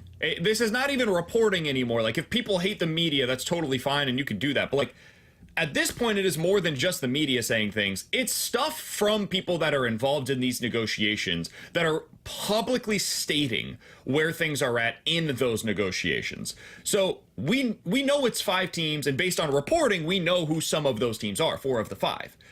If you're Arenado and you're frustrated by where you're at and you don't want to be here right now, the obvious next step is to expand that list. So that's what I don't understand, T-Bone, is why he wouldn't have expanded that list if he was as frustrated and as open and as almost demanding of getting out of St. Louis as you are currently presenting it to be. Well, I think it's probably because, I mean, you just read off contenders, right? Like you read off the list of teams that are contenders, and some of them have answers. So what does expanding the list really do, right? Like you mentioned the Mets. Mets don't need him. They've got Detroit. Vientos. Why not add Detroit? I think he doesn't view Detroit as a contender. And if I'm being honest, I don't really blame him. I mean, they got in by backing their way into the playoffs last year. You know, now maybe you could have the argument of, well, if you're Arenado, can't you convince yourself as I'm the piece that gets them there? Like I could totally see how maybe Arenado could view himself that way. But I think that's what he's looking at Detroit. I don't think it's a matter of, hey, I don't want to go to Detroit. I think they're not a contender. I'm not going to Detroit. Well, then you don't actually want to leave. And this is what I'm saying here is like, if you don't view Detroit as a contender, like, there's only so many teams that you can view that way, man. So eventually you get yourself to, man, maybe it's not so bad here in St. Louis. And I think that's where he's at. I think we're saying the same things and coming to different conclusions, T-Bone. Like, if you don't view Detroit as a real contender going into this season, and that's totally fair, I don't blame you. I think there's like 5 teams that are actually legitimate contenders, and they might be just literally his list. If you don't view that team as a contender, then yeah, why not stay put? I'm comfortable in St. Louis. I have a home in St. Louis. My family likes it in St. Louis. I know the people. I know the manager. I know the coaches. Like, all of this, it really ain't all that bad. And so I'll just go ahead and stay here. It reminds me a little bit, although less publicly demanding, of the Vladimir Tarasenko situation, where Vladdy requested a trade and he gave the Blues a list. And he said, these are the teams that I'm willing to go to. And Army basically called his bluff and said, like, hey, listen, if this is the list, it ain't happening. These teams aren't interested in you for the type of return that we are expecting to get for a player of Vladimir Tarasenko's caliber. And they decided to bring him back that season. Vladdy played okay, not great, but okay. They ended up trading him at that year's trade deadline, and they got what they wanted in return for Vladimir Tarasenko. I think that's kind of where we're at right now with the Nolan Arenado sweepstakes. And this is where I feel like we're on, I don't know if we're on different pages or not. Vladdy always still wanted out. Like, he wasn't like, hey, yeah, I'm excited to be in St. Louis. It was. But that's what you're saying. You're saying that Arenado also wants out. I think he does want out. Vladdy always wanted out, right? Vladdy came into the season and played. But you just said they're different, so that's what I'm not understanding. Well, no. What you were saying is you bring up the Vladdy situation as comparing it to the Arenado one. And Vladdy, I think they're the same situation because Vladdy always wanted out, right? Sure, Vladdy played, but nobody's going to just hold out. Like, Vladdy had no leverage if he held out and didn't play. In fact, then he just doesn't get paid. And that's the same situation with Arenado. Like, Tarasenko played, and that's just because Blues couldn't find that list. I mean, you mentioned it. Army had the list, said, if this is the list, you're not going to be moved. And he said, okay, then I guess I'm a Blue. And I don't think he was happy about it because he clearly wanted out. He clearly didn't trust the medical staff here in St. Louis because that was the whole reason for the trade was he didn't trust the medical staff because of the shoulder issue that he had that happened twice here in St. Louis. Now, Arenado doesn't have that issue where he doesn't have a trusting that we know of with any medical staff or anything like that. But I think if Arenado is a St. Louis Cardinal, it's not because he's gung-ho, so excited about it. I'm ready to be a St. Louis Cardinal. I love this organization. I love the city, and there might be some of that to it, but I think it's mostly I'm a Cardinal because this is my list. Mo's saying, well, Nolan, if this is the list, we can't make a move at this point. And now it is, okay, then I'm a Cardinal. But if a trade presents itself in July that I'm open to a contender, then I'm leaving right away. At that point, I will accept that trade and go. There is no, I'm willing to be here for the final 3 years of this contract unless we are contenders. If the Cardinals suddenly become true contenders, then I think he'll be reinvested in the organization. I've got some new reporting on this for you. Oh, okay. This comes from John Denton of Cardinals.com. You ready? I'm ready. This is following a quote from Mo yesterday about the Arenado situation. John Denton says, Mozeliak has been limited to trying to trade with the Red Sox, the Yankees, the Dodgers, the Padres, and... I have no guesses. You said Dodgers. I gave you the 4 that we knew. Who do you think is the 5th team? Is it a contender? Who do you think is the 5th team? I'll go Mets. The Angels. Okay, well, I'll tell you this. I'm not buying that. I don't think they're on his list. I don't know why John Denton would report that if it wasn't the case. There is no upside to reporting that if it ends up being wrong and you're in John Denton's spot. If you take John Denton at his word and this reporting is accurate, that's what you have to do if you're the Cardinals. Is you find out what it takes, and we go back to the Angels, because Katie said the opposite. It's worth noting, our Cardinals insider for The Athletic, Katie Wu, said she does not believe that the Angels are one of those teams. So that's worth noting. But if it is true that the Angels are on his list of 5, it's twofold. One, that's not a contender. And that would mean Arenado's list is basically, I want to go to one of the 4 best World Series contenders, or I want to go home. Those are the 2 ways that you can deal me, John Mozeliak. And 2, it means that Mo just has to get a deal done with them. Because these other teams are not options anymore, it seems like. The Yankees don't feel realistic based on a lot of the reporting that we've seen. And the Padres already spent their money. Dodgers aren't interested. Red Sox just got his replacement. Yeah, if the Angels are interested in Nolan Arenado, then to me, you do whatever it takes and you have to go to ownership. If your Cardinals are truly in on a youth movement, then they have to Mo has to go to ownership and say, hey, if we're going to accomplish what we stated in the offseason, we need to eat X amount of dollars for whatever the money is. If the Angels say, hey, you have to eat 60% of that salary, we'll say, or 50% of that salary, Mo has to go to ownership and go, hey, if we're going to accomplish our goal that we stated in the offseason, we have to do this. But my whole thing on that too would be that should be the same conversation happening with the Yankees, right? Like we mentioned, the Yankees are on that list, and there's been kind of different conversations of how much interest there truly is. Buster only says there's not. John Denton has said they are. That's another conversation to where if there is a team that's on the list that does have any sort of interest in him, to me, you have to go to ownership and say, we need to eat more money just so we can accomplish what we have stated that we wanted to do this offseason. Yeah, it's going to be interesting, man. I will be very curious if he ends up being on the Cardinals on opening day, for example. What's the response? What is the response by Cardinals fans whenever they do get to opening day and he's announced as the starting third baseman? For Vladdy, it was always a situation where it was like, hey, man, Blues fans still absolutely adored him. And I remember there were a few games where he was named the star of the game and he just got this massive ovation. And it became almost like a show of appreciation for everybody to remind Vladdy just how much they loved and appreciated him. But that was different. Vladdy had won a cup here. Yeah. Vladdy had started his career here. He was a superstar when he was here. He was on the cover of a video game here. Like that stuff is just different.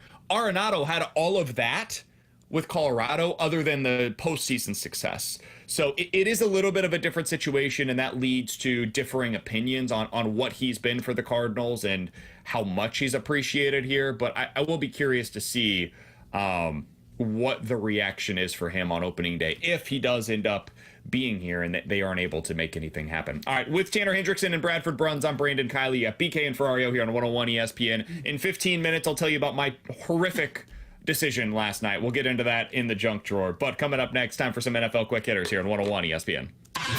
Tune in all week as the Morning After broadcast live from Cardinals spring training in Jupiter, Florida. Tim, Doug, Martin, and Jackson are talking with players, coaches, and keeping you up to date on all things Redbirds from Roger Dean Stadium. Don't miss TMA live from spring training all week. Brought to you by CarStar, your auto body repair experts. Locally owned with a nationwide guarantee. Visit carstar.com. And by Sumner One, print and business technology solutions that keep your workplace humming.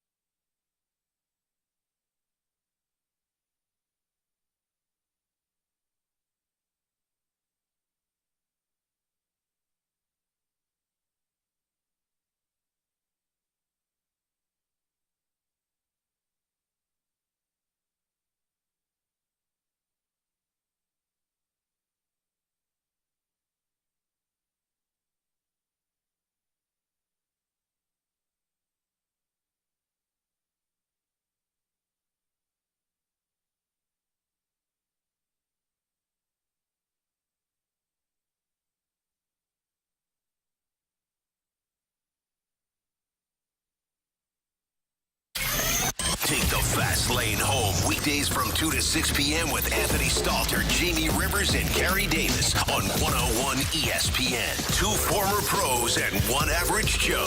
The fast lane is driven by Scrap Mart Metals Recycling. 101 ESPN Sports Center.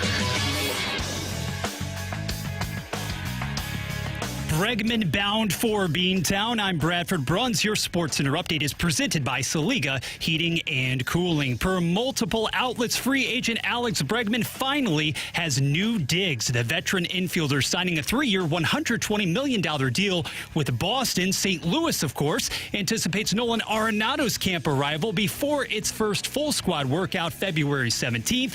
TMA guest Ali Marmol addressed this thorny situation. Before he even became a Cardinal, Matt Holiday, who's a great, amazing friend of mine, would tell me, man, Nolan would love to be in where the bird's on the bat, man. He would absolutely love it one day. And this is years before it ever happened, right? So, like, he's always wanted to be here. That's not what this is about. So there's more to it than just that. It has nothing to do with St. Louis itself. More insight from your Cardinals manager, 30-plus minutes specifically, now available on 101ESPN.com. College basketball, number 21 Mizzou annihilates Oklahoma 82-58 behind Mark Mitchell's career-high 25 points. Four nations face-off action between Canada and Sweden.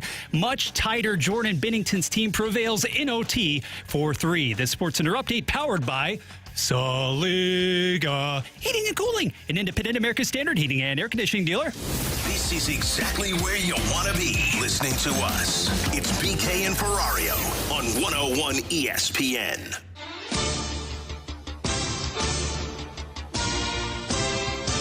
All right, right, let's dive into some NFL quick hitters with Tanner Hendrickson and Bradford Runs. I'm Brandon Kiley. It's BK and Ferrario here on 101 ESPN. All right, let's start out with this. Dak Prescott is back in the headlines, and you know when Dak is talking, that means the Cowboys are in the headlines. Dak was at some kind of a media event, a little bit of I believe this was some kind of a charity event, and he, of course, T-Bone was asked about, hey, the Eagles just won the Super Bowl. You guys have played against the Eagles regularly. How do you feel like you stack up against Philadelphia? Let's take a listen to Dak Prescott. Yeah, very close, especially when you even watch the NFC game, the NFC Championship, and those two teams that we battle against each and every year, a couple of times, and as I said, feel confident about we've gotten the better part each and every time. To see it in such a dominating fashion, credit to them. It's our turn and it's on us. He said they're close. Do you agree, T-Bone? No, not at all. I don't think they're close at all. I mean, they have no running game to speak of when you look at that roster. Wide receiver-wise, like, they've got CeeDee Lamb, and that's about it. And defensively, they were atrocious this season. Sure, Micah Parsons is nice. They should trade Micah Parsons because they're in essentially a retool/rebuild. No, I do not think the Cowboys are anywhere close to the level that the Philadelphia Eagles are at. The Cowboys are a team of, hey, we got like 3 elite end players and then a whole bunch of scraps around them. So, no, they are not anywhere close to the same level as the Philadelphia Eagles. BK, by the way, it's the Star Gala. So that piece of information critical to pass along where he has been. But my question is, are you even remotely close to the Washington Commanders now? There is the premier signal caller in the division other than Jalen Hurts in Philly and Jaden Daniels now. And the fact of the matter is that Dallas, for everything that we still want to bandy about as far as the identity there, this team has been to neither a Super Bowl nor a conference title game in 29 years. You're pedestrian. You can't even be close. Yeah, I'm with you. They're not very close. They're the 3rd best team in their own division. They're closer to the bottom of their division than they are the top of their division at this point in time. That being said, they do have one of the, 5 best quarterbacks in the NFC right now? Well, I mean, the NFC, that's a lower bar than, the AFC. Totally, but that's the reason why the Commanders and the Eagles, not the Eagles. The Eagles end up winning the Super Bowl. Damn it. The Commanders are viewed the way that they are. They've got Jaden Daniels. In the AFC, I think the Commanders would be like the 5th best team going into next season. But in the NFC, they're top 3. So that allows you the opportunity. But yeah, the Cowboys are pretty far away, man. This is a team that has a lot that they need to get improved. They don't have a running game. They don't have an offensive line. Their defensive line is okay outside of Micah Parsons. They've got a ton of spots that they need to improve on. So this is not a team that's close to the Super Bowl. And maybe this is unfair to say since I haven't seen them coach a game, they might have the worst head coach in the NFC. Exactly. Yeah, Schottenheimer, we just don't know yet. All right, next thing that I wanted to get to, the Jets announced earlier today officially they will not be bringing Aaron Rodgers back. One of my buddies is a big Jets fan, and he said there's some pushback from New York Jets fans that they're killing Aaron Glenn for this. They're saying that he's going about it the wrong way. Dude, this is the first thing that I've seen from Aaron Glenn thus far. It's the first thing that he's done of note that makes me think, hey, he might work out. He's taking control back of the team because, man, set aside my personal differences with Aaron Rodgers. You guys know where I stand with him. I'm not a big fan. It was very clear he was the most important person inside of that organization, and I do think it led to some problems there. And at some point, the people that have the power have to take that stuff back, dude. And that was the first thing it seems clear that Aaron Glenn decided to do. They shared a message earlier today on social media saying that it was, quote, shared that our intention was to move on in a different direction, end quote. I think this is the right move. Do you think Aaron Rodgers ends up playing this year, though, T-Bone? I think he will. I think he's going to try and go for one more opportunity to prove, hey, that's not what I was when my career comes to an end. A quarterback that we looked at, we're like, oh, man, that guy's 20 to 30th best in the NFL. Now, I don't know if he can get back to the level that, anywhere close to the level that he was at, not even 60% of it, but I think he'll come back. And there's plenty of spots that will probably give him a contract and an opportunity for that. So I do think he'll come back, but I'm 100% with you. I think this is a great move by the New York Jets. At some point, you have to get power back in that organization. You can get away with this, right? If you're going to adhere to Aaron Rodgers and you're going to bring in the buddies and you're going to deal with the Pat McAfee stuff where he's like, we have a rap, but yeah, here I am weekly Daily on the Pat McAfee show talking about all of our crap. You got to play like the star, right? You got to be a top 5, top 10 quarterback if you're going to deal with that.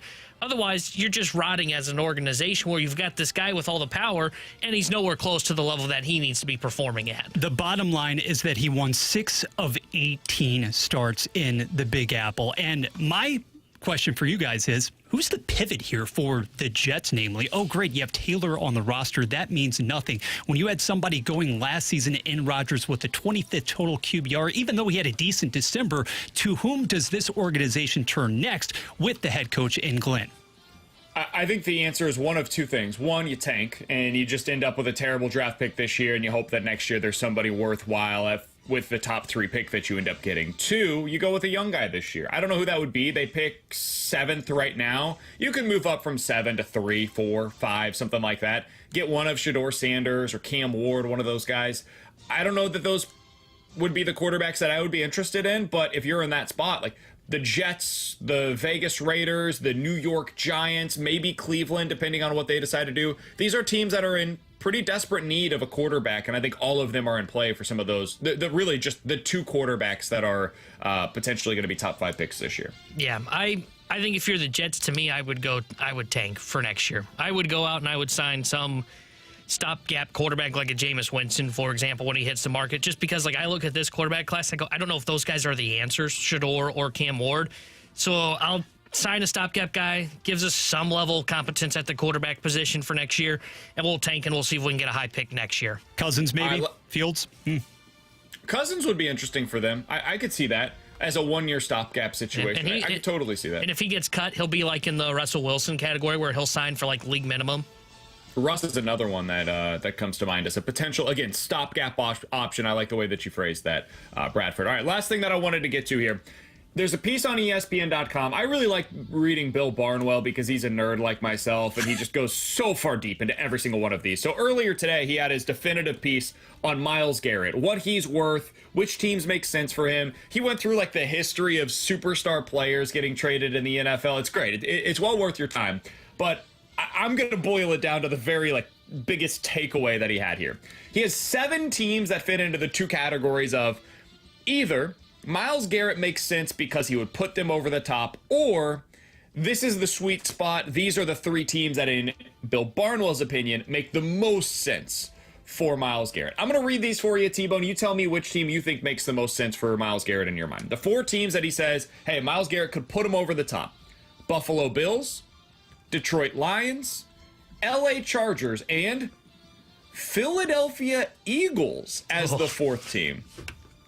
In the sweet spot, the teams that he thinks okay, these are definitively the 3 most likely teams to make a deal for Myles Garrett: the Chicago Bears, the Indianapolis Colts, and the Washington Commanders.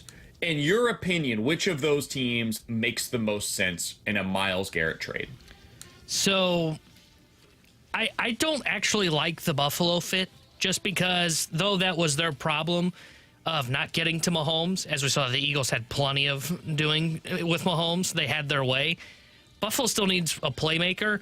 I think the one for me that you said there of that group would be the Lions. And I know that it's going to be hard to figure out how they can do that, especially because their contracts are really going to start hitting the cap here shortly.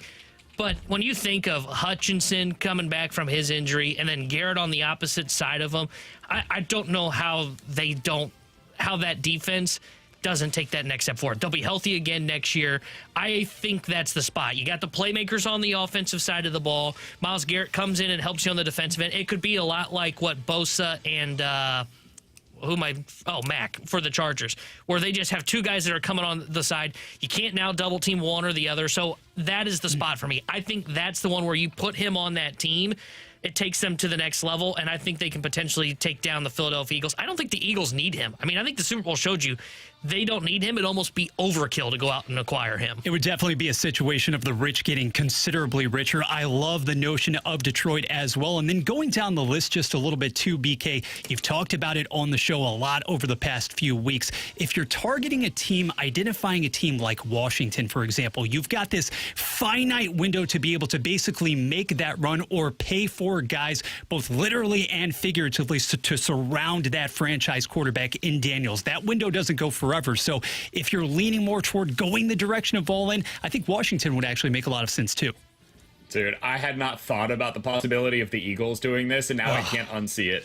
Like, Howie Roseman making this kind of a deal would be so perfect. Now, I don't think they have the capital to be able to do it. They've got the 32nd overall pick after winning the Super Bowl last year, and I'm sure somebody would be willing to give up more than that in order to get a return of, Myles Garrett, one of the best players in the NFL. Yeah. But, man, how sweet would that be? Seeing Myles Garrett on that defensive line as the replacement for some of the guys they're potentially going to lose this offseason. Wow. It's terrifying, but that would be one hell of a move by Howie Roseman. You know what it would remind me of if they said, because I said, like, to me, it's overkill because I don't think they need it. I just saw them dominating the Super Bowl with that front seven. It would remind me when the Dodgers signed Blake Snell this past offseason. Yes. Where I'm like, wait, no, you didn't need that. Everybody else needed a guy like Blake Snell. Come on, seriously? Yeah, that's the team that once I heard it in his list, I was like, oh, God. Oh, no. I can't see him on the edge with Jalen Carter potentially in next year's Super Bowl coming after Patrick Mahomes. That would be absolutely infuriating. In all seriousness, though, like, if there's a team that's towards the back end of the draft that makes sense to me, it is the Washington Commanders. They were close this year. They've got a star quarterback. You could start building the way that so many teams do, where you've got one guy. Like, this is what the Chiefs did, right? They had Patrick Mahomes on one side, Chris Jones on the other side, and those become the building blocks for everything else for the next decade.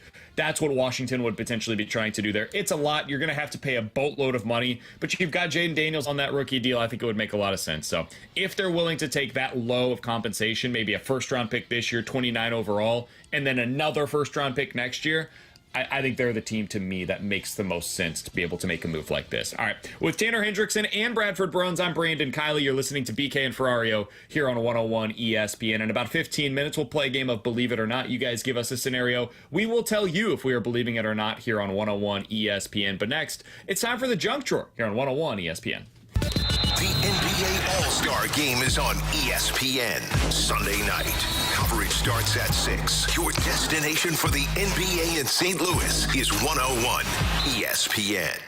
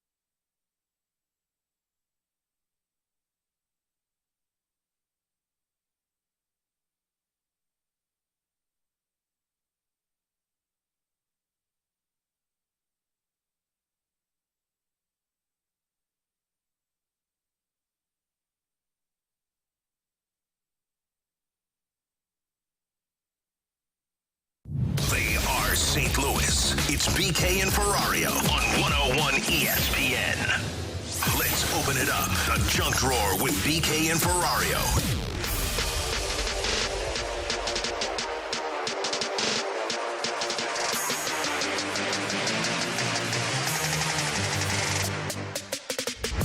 All right, T-Bone, I had another bad night last night. This has been a rough week for your boy. Dude, you cannot apparently stay at home this long. Yeah, you sound like you get yourself in trouble. So for those that aren't aware, aren't watching on YouTube, I'm at home once again. This week, we're just keeping a little man at home. It's been a nightmare. For any of you that have kiddos right now, flu A's going around. It's not fun. So anyways, yesterday, we're trying to get some Mizzou basketball tickets for next week. We're going to go to that Mizzou versus Alabama game. I want to see it in person. This Mizzou team, I'm all in on. Like, I need to see them in person at least once. Otherwise, I feel like I've done a disservice to myself. One of my buddies from back home is a huge Alabama fan. He grew up with them. He grew up in Alabama. So he wants to go to the game. We want to go to the game. So we're going to go next week. So I use a ticket service. And it's one that I've used before. I'm not going to mention specifically where it is, just because it's not their fault that this happened. Way to not sell yourself out either for sponsorship. That a boy. Exactly. So I use this ticket service that I've used probably 5 times in the past, and I've never had any issues. It's basically a message board where you post if you're looking for tickets, and then people will respond to you. You can either get a text with it, or they'll message you through there, right? So I get a text message and they say, hey, are you still looking for tickets? And I said, yeah, I am. We're looking for either 2 or 4. Let me talk to the other couple. We'll see if we want to do it together. I get back to them, say, hey, we're going to do the 4 tickets if that's still what you have available. They said, absolutely, not a problem. And I say, where are the tickets? What's the specifics on them? And they say, it's lower level, row 22. And I said, well, okay, what are you looking for? And they said $25 a piece, which is cheaper than what they would have been elsewhere on the secondary market. But this is a service that's for like premium subscribers, so it's not shocking that it would be cheaper than what I could get on like SeatGeek, StubHub, etc. Right? Sure. So I'm like, all right, cool. They say, hey, we take via Apple Cash, or you can pay via Zelle. Great. I've never used either of those 2 things before because I normally just use Venmo. That's my preferred method. But never whatever. Even heard of Zelle. Yeah, so first I have to figure out how the bleep to use Apple Pay, which is not as simple as some people make it out to be. So I put the money in the wrong account. I gotta call Apple to get it removed from like the account that I use to subscribe to stuff. I had accidentally put the $100 into that instead of the $100 into my like Apple Cash account. So I'm on the phone for 40 minutes to get that refunded. And then I finally get the Apple Cash to work. So I send it to this person, and they had me send it to a different phone because they were texting me through an Android. So they had me send it to the other phone. They said it was their husband. I'm like, all right, whatever, that's fine. T-Bone, about 5 minutes later,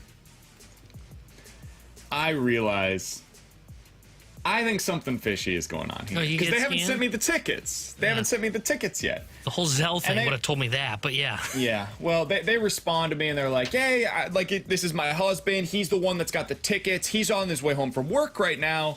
When he gets home, I'll be sure to send him to you. Sorry for the delay. Such a scam. At this point, I know something's up. This feels wrong. Like, I think I fell for something here. So I tell Kara, and Kara had told me about 10 minutes earlier, like, are you sure this is good to go? And I'm like, yeah, this is like, I've used this 4 or 5 times. Blah. So I try to hold out hope, and we get about 10 minutes in, and I just texted him, and I was like, is this a scam? Did I fall for something? And they said, no, they'll be home in 15 minutes. If they're not home in 15 minutes, do whatever you want. You can pull back the money, blah, blah, blah. I'm like, all right, well, I'll go ahead and wait it out. Still waiting? T-Bone, I never got a response after that. Shocker. I felt like such an old yesterday falling for this scam of somebody sending me a text, and then me sending the money to a different phone number. I'm a moron. So I look up the number that they had texted me from, and guess what? It's a known scam artist.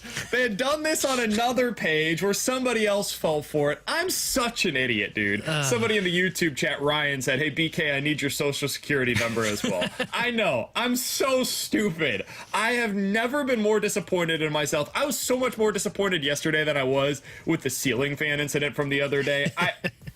I couldn't believe that I fell for it. It was hook, line, and sinker. Like, I was so excited. I got these $25 lower level seats to go see Mizzou versus the #1 team in the country. We're going on Wednesday. It's great.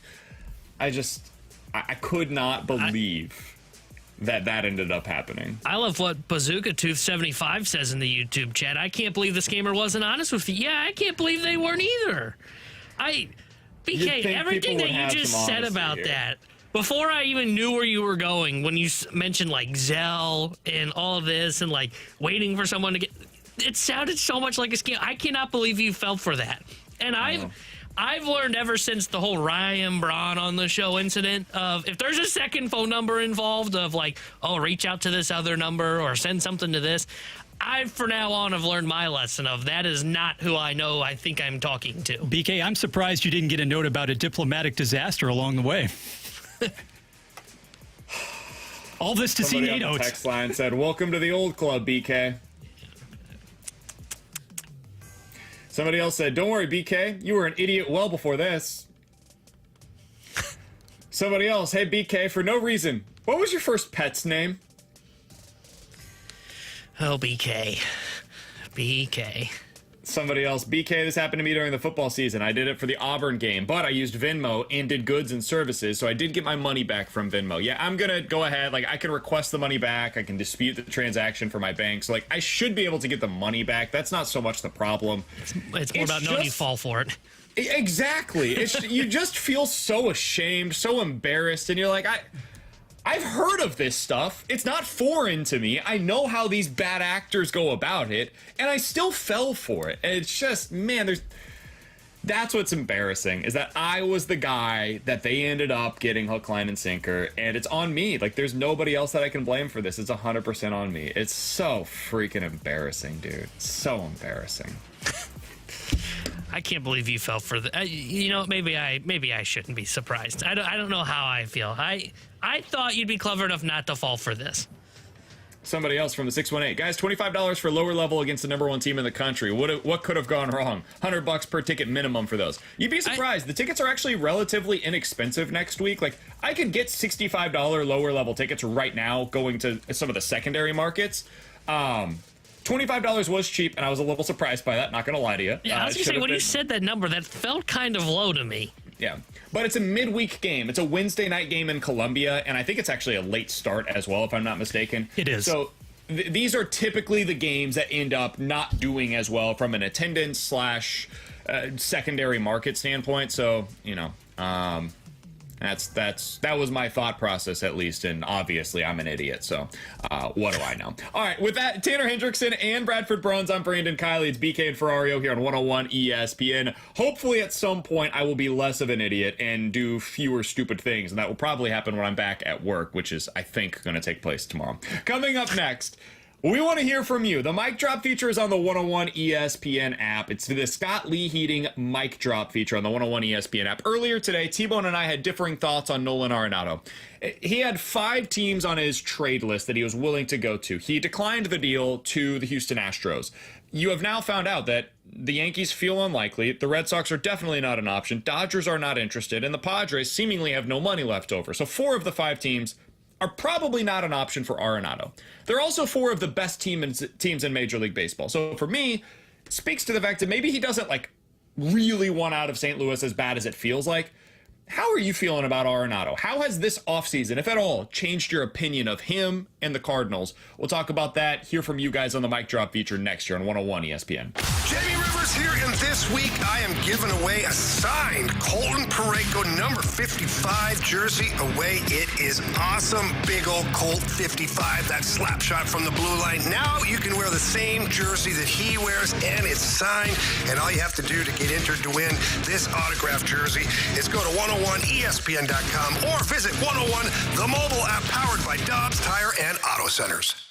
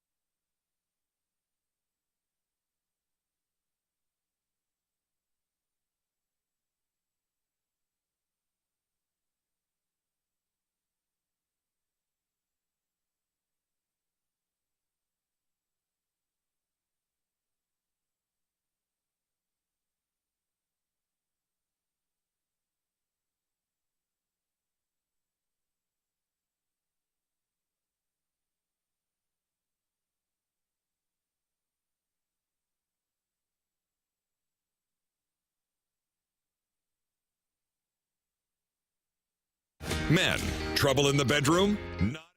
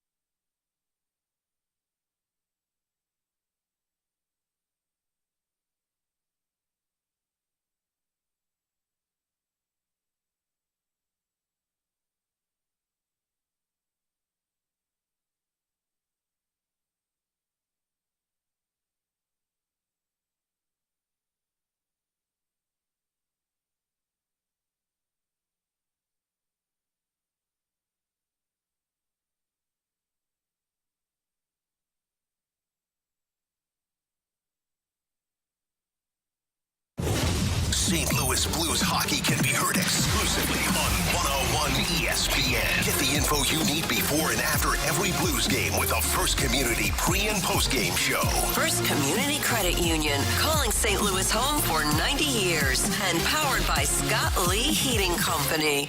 WXOS HD1E St. Louis. 101 ESPN is driven by Auto Centers Nissan, home of the lifetime warranty and 30-day return.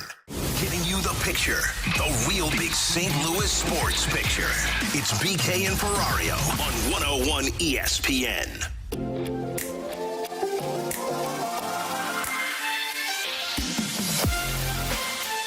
All right, with Tanner Hendrickson and Bradford Bruns, I'm Brandon Kiley. So we talked earlier today about Nolan Arenado and his current situation with the Cardinals. My thoughts on this are basically as the following. After thinking about it more throughout the offseason, Nolan Arenado had 5 teams on his trade list. 4 of them are now known, and they're considered to be 4 of the top teams in Major League Baseball. The Yankees and Dodgers were on it. They played each other last year in the World Series. The Padres were on it. They were the team that played the Dodgers the toughest last year in the postseason. And then the Red Sox were on it. The Red Sox have the #1 farm system in Major League Baseball. They traded this offseason for Garrett Crochet, and they were potentially going to add one of Alex Bregman or Nolan Arenado. So they're a real contender as well. When I look at that, I think to myself, especially after he declined the trade to the Houston Astros, okay, he's willing to go to these teams that are clear and obvious upgrades from what the Cardinals are in being a legit World Series contender. But based on him declining the deal to the Astros, I don't think he necessarily wants out in the typical sense of the word, the way that, for example, Vladimir Tarasenko did, or the demanding of a trade that we have heard from some of these other guys across all of sports, especially you see this all the time in the NBA, for example. So I did want to hear from you, because I know T-Bone has a differing opinion from mine on that, and that's totally cool. There's different reasonable minds can disagree on this. How do you feel about Nolan Arenado coming off of this offseason, where he didn't necessarily demand a trade, but he said he was open to one, and the Cardinals were doing everything in their power to make that possible for him? We'll hear from you guys via the Mic Drop feature on the 101 ESPN app. It is presented by Scott Lee Heating. Let's start with Steve and his thoughts on Arenado. With all due respect, I think he made a list, so therefore he wants out take is kind of just dumb. Sorry, man. He's got a list because he's a Major League Baseball player that kind of has to have a list, and especially if your general manager is saying, or whatever Mo is, president of baseball operations, if he's asking you, hey, we'd like to trade you to dump salary, plain and simple, and it seems like that's the communication he had with Nolan is, we're going to trade you because we're cutting salary, maybe a no offense even kind of conversation, but is that okay with you? And I don't even know if it was, is that okay with you? But it sounds like Nolan was like, okay, sure. So at that point, you make a list because they've said they want to trade you, so you got to make a list. And here's where I disagree. You don't have to make a list because you have full no trade protection. If you're Arenado, you can tell Mo to go kick rocks. And that's the way that I read into this, and maybe not so aggressively, but if you're Nolan Arenado and you truly want to be a St. Louis Cardinal, and Mo comes to you and says, hey, we're going through a youth movement, we're looking at potentially cutting salary, Nolan Arenado doesn't have to abide by that. Nolan Arenado can say, Mo, I love St. Louis. My family's here in St. Louis.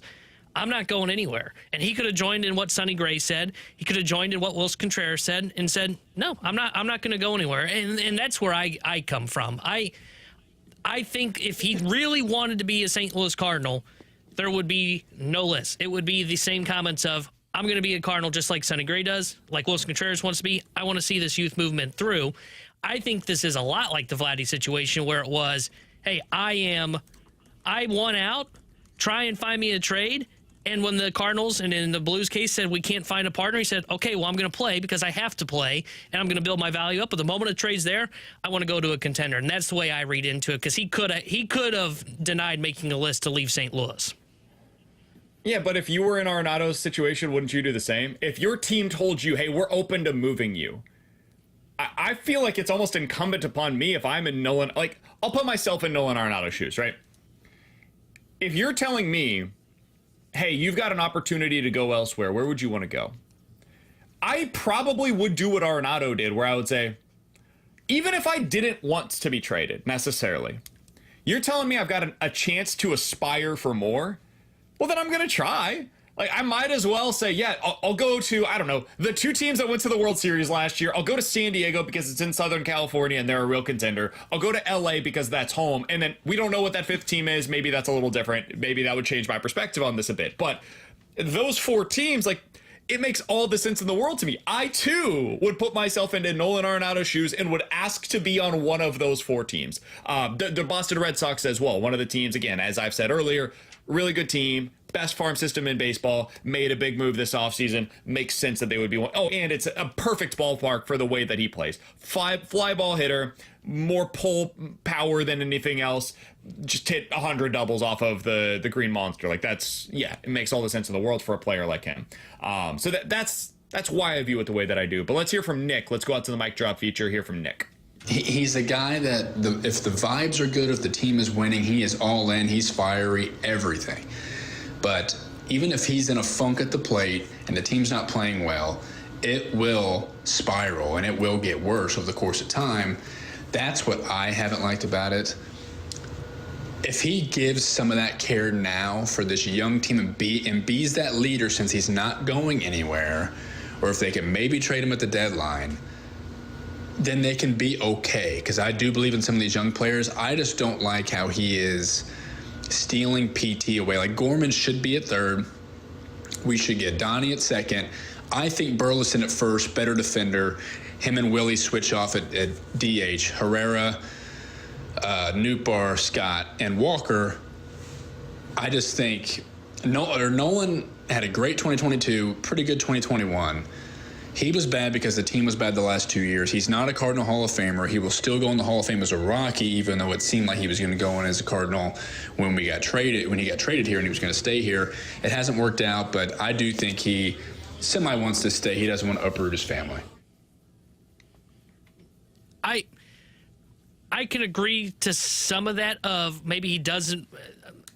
I think he wants out and wants to go to a contender. And I think that's where it is, point blank and period. Now, I get what he was saying there, but for me, I think it is all about Nolan Arenado wants to be a contender. I mean, he mentioned it. Like, Arenado, when he was here and they were winning, and the Cardinals were in 2021, 2022, which we reference and you reference of, hey, he decided not to opt out of his contract. Well, we thought at the time they were contenders, right? If the Cardinals went through if they had that 2023 season, but it happened in 2021, and going into that offseason, he had an opt-out, and the Cardinals then said, like, hey, we're probably going youth movement. To me, Arenado opts out.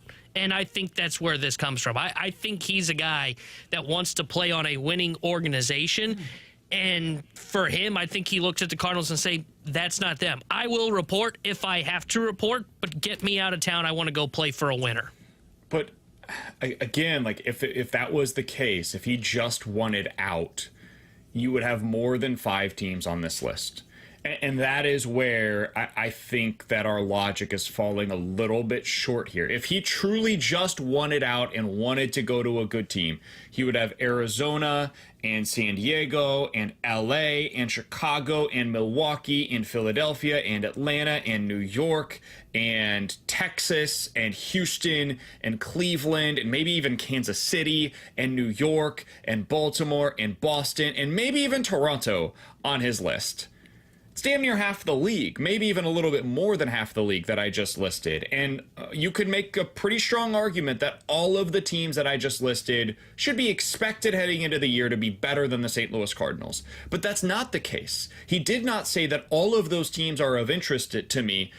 He said these 5 are of interest to me. So I think because the first thing that we heard this offseason is, hey, 2 guys want to stay, 1 guy would rather go elsewhere, took that as basically 1 guy wants out.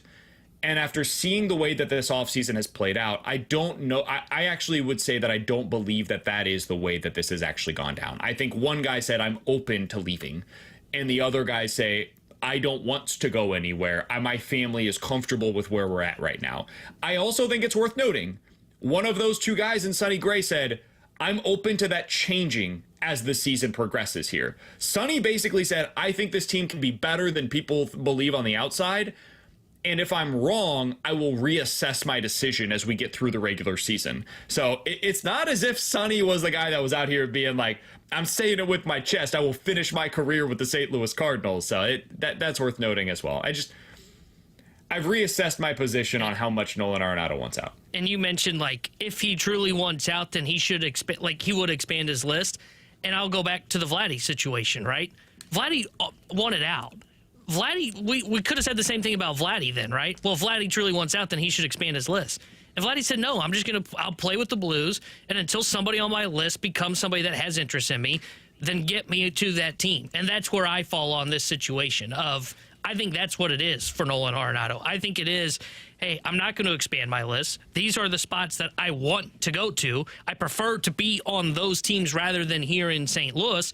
And if they don't make a move for me, I'll wait till one of them wants me, and then the moment they do, send me to that spot.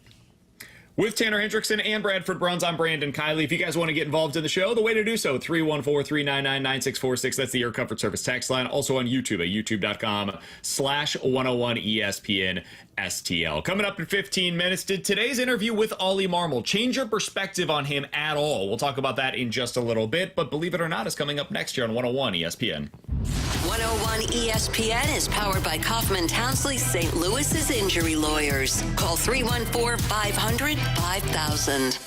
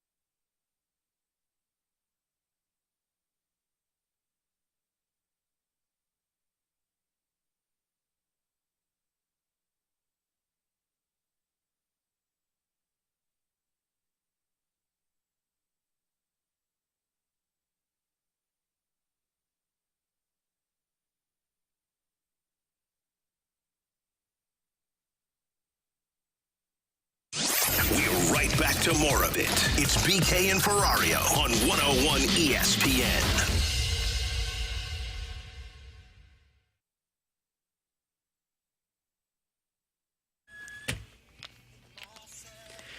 BK, I know you can't hear this at all, and you can't sing it, but just enjoy this from me and Bradford, because this is going to be great. I get the YouTube chats version today. Believe it or not, I'm walking on air. I never thought I could feel so free, flying away on a wing and a prayer. Who could it be? Believe it or not, it's just me. Oh, yes. 314-399-9646 is the Air Comfort Service text line for Believe It or Not. I got to be honest, not as bad as I expected it to be. Whoa. It's not good. It's not good, but it's not as bad as I expected it to be on YouTube where you can't hear any of the background music. That sounds like Arenado 2 months into the Cardinals season right there. Not as bad as I expected it to be. There you go. That's where we're at. All right, so if you guys want to get your scenarios in, go ahead and get it in on the Air Comfort Service text line at 314-399-9646. That is the Air Comfort Service text line. I got to do some housekeeping here. Bradford, I am sending you my audio right now. I accidentally sent it to myself. So, no wonder why Bradford was panicking over there. I'm sure he was in a little bit of a tizzy. T-Bone, we'll start with you today. What do you have for Believe It or Not, my friend? Guys, believe it or not, we will see Alec Burleson get 500 plate appearances this season. Nah. I don't know how that happens if you have Nolan Arenado here. He's not your starting first baseman. He's not your starting DH in that scenario, unless, I guess, Lars Nootbaar is your starting center fielder, and I don't think they're going to go with that. So I'm going to say not. He had 595 plate appearances last year. I bet you he's closer to what he was in 2023 this year if they bring back Nolan Arenado. I totally agree. I simply cannot believe this one. I don't see the path to being able to obtain that number of at-bats, and that's even with, let's say, Herrera actually dominating the lion's share of time at catcher over a Pedro Pajes. But given that even last season, we didn't exactly see a plethora of ABs against left-handed pitching too, I think the number 500 just a little too high. Yeah. I'm with you guys. I'm not going to believe it. I do think he'll have more than the 347 he had in 2023 because I do think there's a chance that he gets more starts at first base than we're expecting right now. But I agree. I don't know if he's going to get to that mark, and that once again goes to why we've talked about it. Not being able to move Arenado makes accomplishing the youth movement so much harder. A little bit of news to pass along, by the way. The Blues have made a minor deal, literally. They sent a minor leaguer to Pittsburgh. Pittsburgh sent a minor leaguer to the Blues. The guy the Blues got in return had 5 points in his first 25 games of the season. So we're not going to break this thing down, but I've seen it. We got your text. The Blues made a trade. There's really no analysis that I can give you on something like this. All right, Bradford. What do you got for us today, Believe It or Not, my friend? Yes, guys, circling back to our 11 o'clock hour, some Four Nations tournament talk. Tonight, by the way, we've got U.S.-Finland puck drop at 7 on 101 ESPN. But believe it or not, after Saturday's U.S.-Canada showdown, Jordan Binnington will remain the starter for our neighbors up north. I'm going to believe this. I think Team Canada has made it clear Binnington is their guy, and they're going to live and die with him as their starter in net. So I'm going to believe this. I think Binnington gets the net for basically the entirety of this tournament. I'm going to say not believe it. I think if they lose to the U.S. in that game on Saturday, and I think they will because I like U.S. in this tournament to be the one that win it all, I think there's going to be some pressure to make a move because of the fact that they only got the 2 points in the game last night because you only get 2 points for an overtime win, 3 if you win in regulation. I could see where if they end up losing that game, say like 4-2 to the U.S., I could see where there's some pressure of, okay, let's see what Aiden Hill has. So I'm not going to believe this. I think there's a chance that we will see Binnington be pulled from the starters net against going into their final game after the game against Team USA. I'm all aboard. I think it's going to be a nip and tuck affair with Canada ultimately figuring out a way to get it done on Saturday. Crosby was amazing last night. You know that you suffered that injury along the back line, yes, but following up on that, on the heels of as much, I think that Binnington has a dominant showing versus Finland, and he's able to carry it the rest of the way. All right, 314-399-9646 is the Air Comfort Service text line for Believe It or Not. Bradford, let's get that audio ready. Spittin' Chicklets released a new podcast earlier today, and they, of course, talked about your St. Louis Blues. Let's take a listen.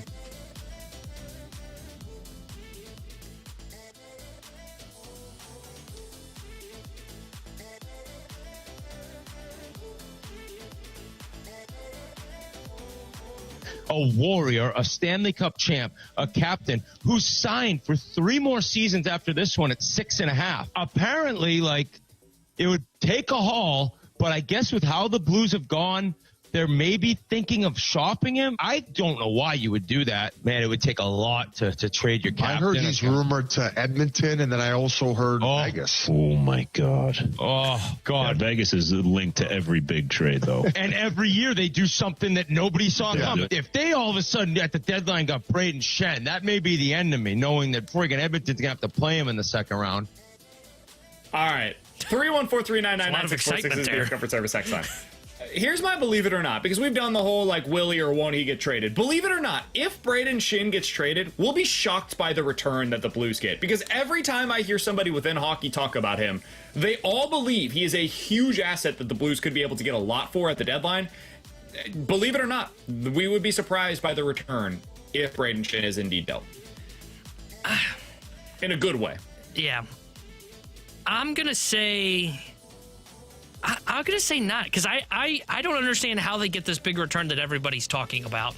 So I'm going to say not. I think of the three of us on the show, and Alex is who I'm putting as the third in this scenario, I think Alex is the one that's more likely to be shocked than you and I for what the return is going to be, because Alex is the one that when we talked last Friday at Centene was all in on like, hey, they could get like a Matthew Nyes in return in this kind of a deal when they're trying to make a trade for Shen.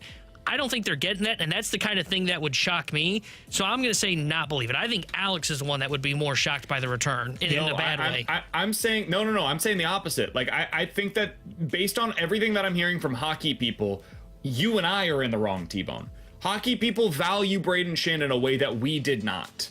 And it seems to me as though they will be able to get something of significance if they decide to shop him. That's what I'm talking about by the surprise. Not that it would be a bad return, that it would be way better than we're expecting, and the Blues could get a lot in return for Braden Shen. Maybe I didn't make that clear. Yeah, and I don't think it's going to be like a bad return. Like, I don't think they're like getting scrap heaps of like draft picks, right? But I still don't think they're getting this massive mammoth return. It would shock me if they got the things that are being reported, a mammoth return. I'm going to say believe this. I think if they end up trading him at the deadline, they will get something of significance.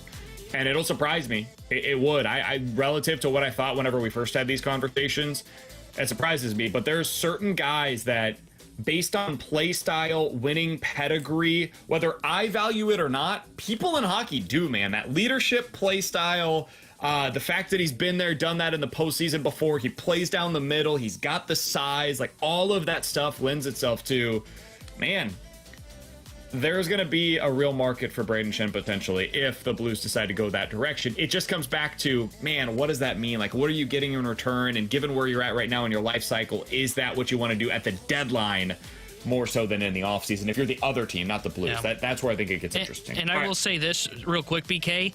That Shea Theodore injury really makes things interesting for Vegas, because if he is a guy that goes on LTIR because of this injury, and they've already said, hey, it's week to week because of whatever it is, it's some kind of wrist injury. I mean, that's $7.425 million of cap space that they can put on LTIR, which makes things more intriguing. All right, believe it or not, 314-399-9646 is the Air Comfort Service X line from the 618. Believe it or not, Sonny Gray will represent the Cardinals as their only All-Star this season. I will say not believe it, because I think they could end up with multiple, and I think Helsley would be in that conversation. I think Helsley's a guy that could get to the All-Star game once again. That's the only reason I wouldn't believe it, not because I don't think Gray cannot get there, because I think he can. I think there could still be multiple. And I also wouldn't throw away the possibility of, there was a lot of talk, obviously, during the first half last season. The position is so loaded in the National League. Is this the year, notwithstanding a sophomore slump, that maybe Mason Wynn wiggles his way into the conversation? I could see him being a factor there. You have to go more than one would hope. All right, 314-399-9646 is the Air Comfort Service text line for Believe It or Not. I am not believing that on the Sonny Gray one, by the way. I don't think he's going to end up making it to the All-Star game, so that is the reason why. Believe it or not, the Cardinals will have more wins this year than they did last year. I will say not. They had 83 last year. I said yesterday, I don't remember what our benchmark was. I think it was more likely to happen. I don't think they're going to win fewer than 70, I think is what the number was. But I do think they're closer to what their Pythagorean win-loss was a year ago, which was 76 and 86. I think they're closer than that than they are an 83-win team, so I'm not going to believe this. Yeah, it's somewhere between 75 and 82, 83. Not quite surpassing that number, but barely just a tick below, even in this division. Don't you do it. I heard you earlier say, like, hey, if this young core and they were here, like, they could win 90 games. And I went, what the hell is he smoking back home? It's good. It's really good stuff. Man, look at their lineup from last year. Goldie was below league average offensively. Arenado was exactly league average offensively. Pedro Pajes was terrible offensively. They got some of the worst production in center fields in the history of Major League Baseball. When you look at their rotation and what they were able to get from, like, Kyle Gibson was an average starter. Miles Michaelis was horrible last year. Lance Lynn missed about half of the year, honestly. I think Sonny Gray's going to be a better version of himself this year. I don't know about the bullpen, and I have questions about the defense, but I think the offense has a pretty good chance to be better, and I think the rotation could be, at a minimum, the same. And I think the division might be a little worse than it was a year ago, or if not at least stable. So, what the hell? I'll say believe it. They win more games and win like 84 this year as opposed to 83 from a year ago. So you thinking playoff team then? No. 314-399-9646 is the Air Comfort Service X line to get involved in the show. We'll get to the rewind in 15 minutes, but next, did today's interview with Ollie Marmol change your perspective on him at all? We'll talk about that next year on 101 ESPN. 101 ESPN is your home for Blues hockey. And every month during the season, you can register to win tickets to an upcoming Blues game. Enter to score free Blues tickets now at 101ESPN.com or on the 101 app. Brought to you by Ted Drew's. Real custard, real tradition. Ted Drew's. It's St. Louis. Hey, it's BK, and it is time to unlock your inner champion. The place to do so is with Victory Men's Health. If you've been feeling your age, you feel like your hormones are off a little bit, you're struggling to lose some of your weight, or maybe you are experiencing erectile dysfunction, these are things that are normal for men our age.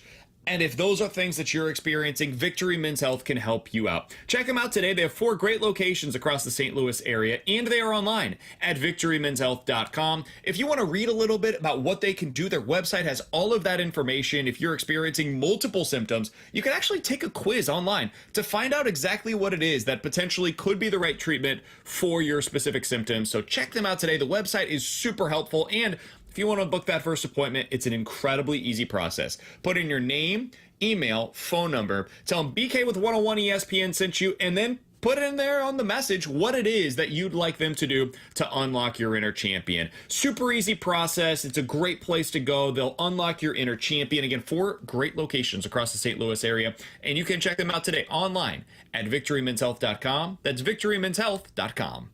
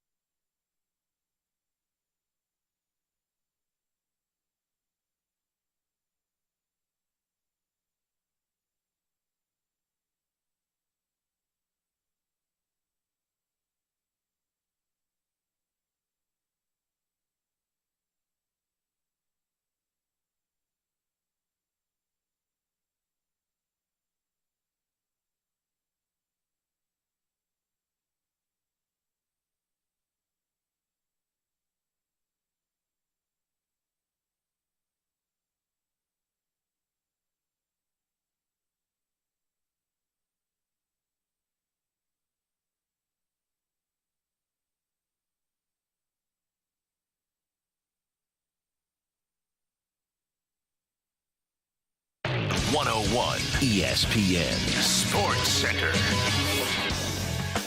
Stars and stripes coming out for Four Nations Face-Off. Good afternoon. I'm Bradford Bruns with a SportsCenter update driven by Johnny Londoff Chevrolet and Johnny Londoff Autoplex. Tonight at 7, 101 ESPN once again carries puck drop, round-robin tournament style. United States, Finland will assume center stage in Montreal. Yesterday, Canada edged Sweden 4-3 as play commenced. Baseball, Boston reportedly signs two-time All-Star Alex Bregman. St. Louis, meanwhile, still expects Nolan Arenado to report before the first full squad workout next week.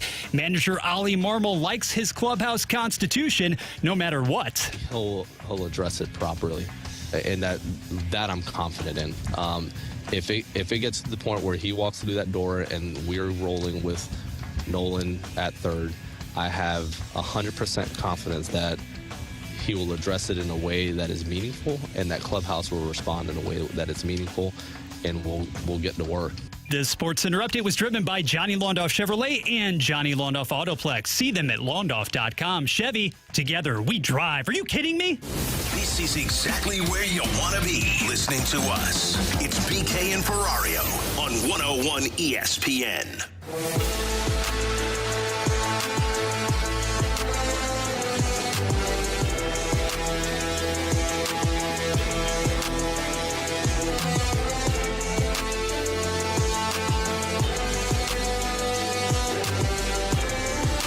Alongside Tanner Hendrickson and Bradford Bruns, I'm Brandon Kiley. It's BK and Ferrario here on 101 ESPN. So earlier today, Ollie Marmol was on TMA. And if you missed any of their interview, I highly recommend checking it out. 101ESPN.com and the free 101 ESPN app is where you can go to find it. It's all presented by a Fedor Company.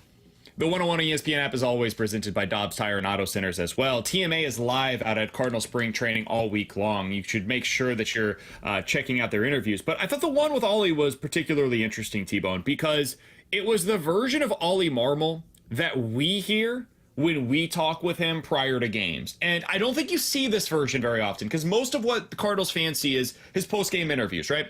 And when he's in those interviews, he's just specifically basically defending the decisions that he had made in that game. And when he has that time between the end of the game and the start of the next game, he's able to go through things with you. He bandies about with certain things. He'll look big picture. He'll give you like some insight on the team, all of these different things. And so I think if fans saw that version of Ollie Marmol a little more often, they might like him a little bit more. And I think you saw that today with TMA. He had one answer in particular that I think a certain segment of the fan base will appreciate on the narrative that he's purely an analytics-driven manager. I was raised in this game by some of the most old school minds in the game. Like, really, really old school. Like, just love baseball, not the other side of the where we're headed with the game. So I actually disagree with that entirely, and the longer I sit here, whether we take these off later and shoot, like, you'll realize that that's far from the truth. But I don't feel like, if I'm being quite honest, St. Louis knows who I like away from just making decisions that work or don't work. I think that's right. I don't think St. Louis knows Ollie Marmol, the person, as much as I wish they did. I've talked to him about this. We've talked to him about this. I wish Ollie did more of this stuff. Ollie, his response is basically like, listen, I would rather spend that time with my family. I don't get a ton of time at home with my family. I've got all of the stuff that I'm doing with the baseball side of things. And so when I'm present at home, I want to be present at home. I could respect that. But when he does stuff like this, I do wonder, 314-399-9646 is the Air Comfort Service text line to get involved in the show. Did anybody change their opinion at all, even shift their opinion at all, of Ollie Marmol earlier today with what they heard from him on TMA? How did you feel about the interview, T-Bone? Yeah, I thought it was a great interview, and I think you're spot on. That felt a lot like the guy that we talked to before games in his office of, hey, I'm going to have fun. I'm going to take a couple jabs at you, but I'm open-minded to all the conversations that are there. And that's the thing that I appreciate the most about Ollie Marmol when we get a chance to talk to him. Because you're right. When you hear him post-game, or even sometimes when you do hear him in some of his public interviews, you know, he is a little more button-up of defending decisions, defending what the team is trying to do, which is his job, so he has to do that. He's not going to come out and blast a player. But when you get a chance to talk to him like we do before games, he's willing to go back and forth with you, right? Like we've had, the one I will reference is we've had the conversation with him where it was about Jordan Walker and his defense, right? At the end of that I think it was the 2023 season, if I remember correctly. And we blatantly said to him face to face, hey, we don't like that Jordan Walker's being pulled. Can you explain this decision of why he's not playing defensively late in these games? And Ollie went back and forth with us and told us the reasons of, here's why we're doing this. And I understand what you're saying, but we're going to go back and forth. And we talked to him with it about for 10 minutes. And we've had multiple conversations like that. And that's the part that I respect most about Ollie Marmola is he's willing to admit when he's wrong, and he's willing to at least listen to the other side and not just say, hey, I'm the manager of the St. Louis Cardinals. What I say goes, and you just have to respect what I decide we're going to do. He's not like that at all, and I thought you really saw that today in his conversation with TMA, and that's one of the very few times that I think the public's been able to see that side of Ollie Marmol. Totally with you. We've got a few texts. 314-399-9646 is the Air Comfort Service text line from the 314. Guys, I don't need a friend in my team's manager. I need a winner. Sorry if that's your buddy, but it didn't change anything for me. I think that's fair. I think sometimes we can make too much of the personality stuff, right? I think there are certain guys like Buck Showalter to me. He's really good with the media, and I think at a certain point in time, I think he was a really good manager. I think it was overstated a little bit as to how great Buck was, especially in like the late 2010s. But he's a good manager nonetheless. I think he just sometimes like he's really good with the media and people like him. And so it almost becomes this like this guy is the greatest thing to ever happen to managers. From the 636, guys, the interview was great. I see Ollie in a whole new light now. Somebody else said, all I want to know is if Ollie was fired tomorrow by the St. Louis Cardinals, would he be a manager? Or would he be hired as the manager anywhere else? I don't know the answer to that, honestly.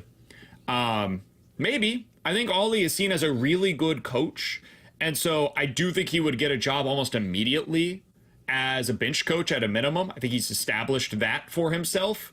I don't know if he would get another job as a manager. I do think that if we just look at this objectively, I do think Ollie has been handed a pretty difficult position to be in as a manager in his first few years with the Cardinals. And what I mean by that is year one, you end up with Albert Pujols in his swan song. Year two, you end up with Yadier Molina and Adam Wainwright in their swan song. Year three, you have whatever that was. And then year four, now you're being presented in a situation where it's supposed to be a youth movement, but also you have all of these veterans returning this year. So it becomes a decision every day of, am I playing for tomorrow or today? Am I playing for this year or for the next? I also have two bosses ahead of me. So like, what does that situation look like now?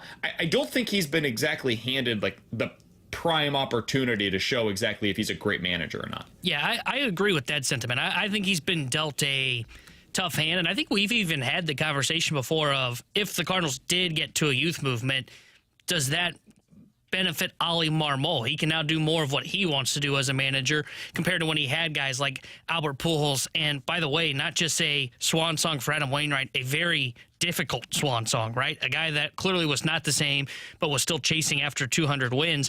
And to the question of like, hey, if Ollie got fired today, would he be a manager tomorrow? I agree. I think he's got a bench coach job locked up for sure. I think he would be a guy that would become a hot candidate right away for other coaching jobs. And it's twofold for me. One, I'll start with what happened last year. Last year's team, I've said this multiple times, the Pythagorean win-loss for them says they were a 76 and 86 win team. And that is just based on like how many runs you scored, how many runs you allowed. There's a advanced nerdy number that comes to the conclusion of like, hey, most of these teams, when they do this, this is what their record is. And the numbers say the Cardinals should have been 10 games below 500 last year. Ollie Marmol had them 4 games above 500 last year. I think that kind of stuff matters. I think people look at that when they look at like manager of the year candidates. It's why Keith Law voted for him for, I think, 3rd place, if I remember correctly, in the manager of the year voting. The only vote he received. And then the second thing for me, and I think this is the most important thing, is he came here in 2022. He took over that Albert team that got to the playoffs, was a 90-plus win team. And though they didn't do anything in the playoffs, they were there. 2023 happens. The rails fall off on that team real fast. They finished 71 and 91. You never heard anything come out of that locker room that was reported that said, hey, this locker room's a mess. Ali Marmol has lost this team. Even though this season's a disaster, you never heard anything like that.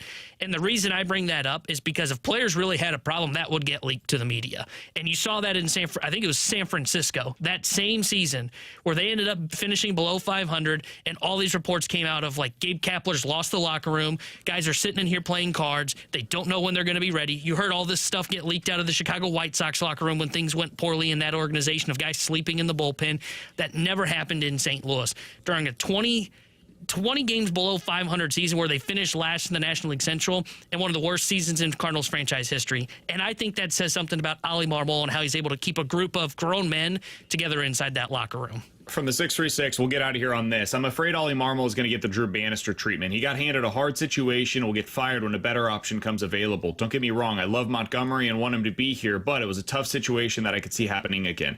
If that was going to happen, I do think it would have happened this past offseason. Now, that being said, I think everything with the management side of things could potentially change things. I don't know how Chaim Bloom views the position or if he likes Ali Marmol as a manager. That is something where, like, that's completely out of Ollie's hands, and it's possible he wants somebody that he has a history with instead of Ali Marmol, who was Mo's guy, right? So I have no idea on that side of things. I would say if they were going to make that move, I think it was probably going to happen this offseason, probably with a Skip Schumacher, who did become available, is seen as a very good manager across Major League Baseball. The Cardinals opted against going out there and making that choice. If you guys missed that interview today, check it out on the podcast page, but don't miss TMA Live this week. All week long, it's brought to you by CarStar, your auto body repair experts, and by Sumner One. Print your business technology solutions that keep your workplace humming. We'll hit the rewind coming up next here on 101 ESPN. The NBA Rising Stars game is on ESPN. Tomorrow night, coverage starts at 8. Your destination for the NBA in St. Louis is 101 ESPN.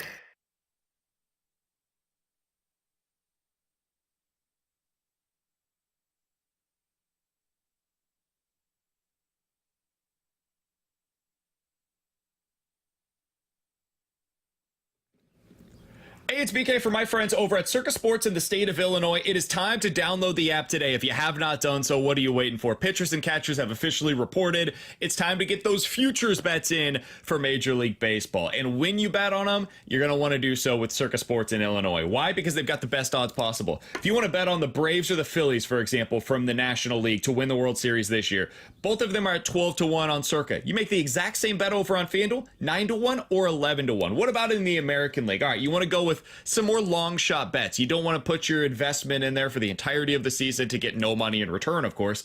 Orioles 16-1 on Circa, 14-1 on FanDuel. Tigers 35-1 over on Circa, only 20-9-1 odds over on FanDuel. When you win with Circa, you will win more money. They win you the most money possible over there with the Circa Sports app in the state of Illinois. So download the app today. Get those future bets in on Major League Baseball as teams officially report to spring training. If you or someone you know has a gambling problem, call 1-800-GAMBLER or text ILGAMB to 833-234.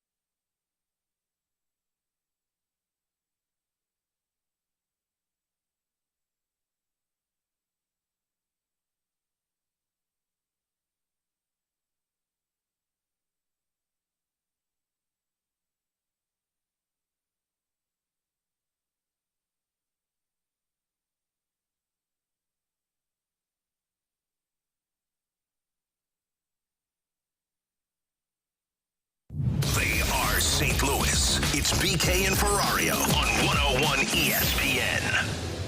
Let's run it back with a daily rewind on BK and Ferrario. Brought to you by Gloria Loom, your home sold guaranteed realty. Selling your home begins at GloriaHasTheBuyers.com.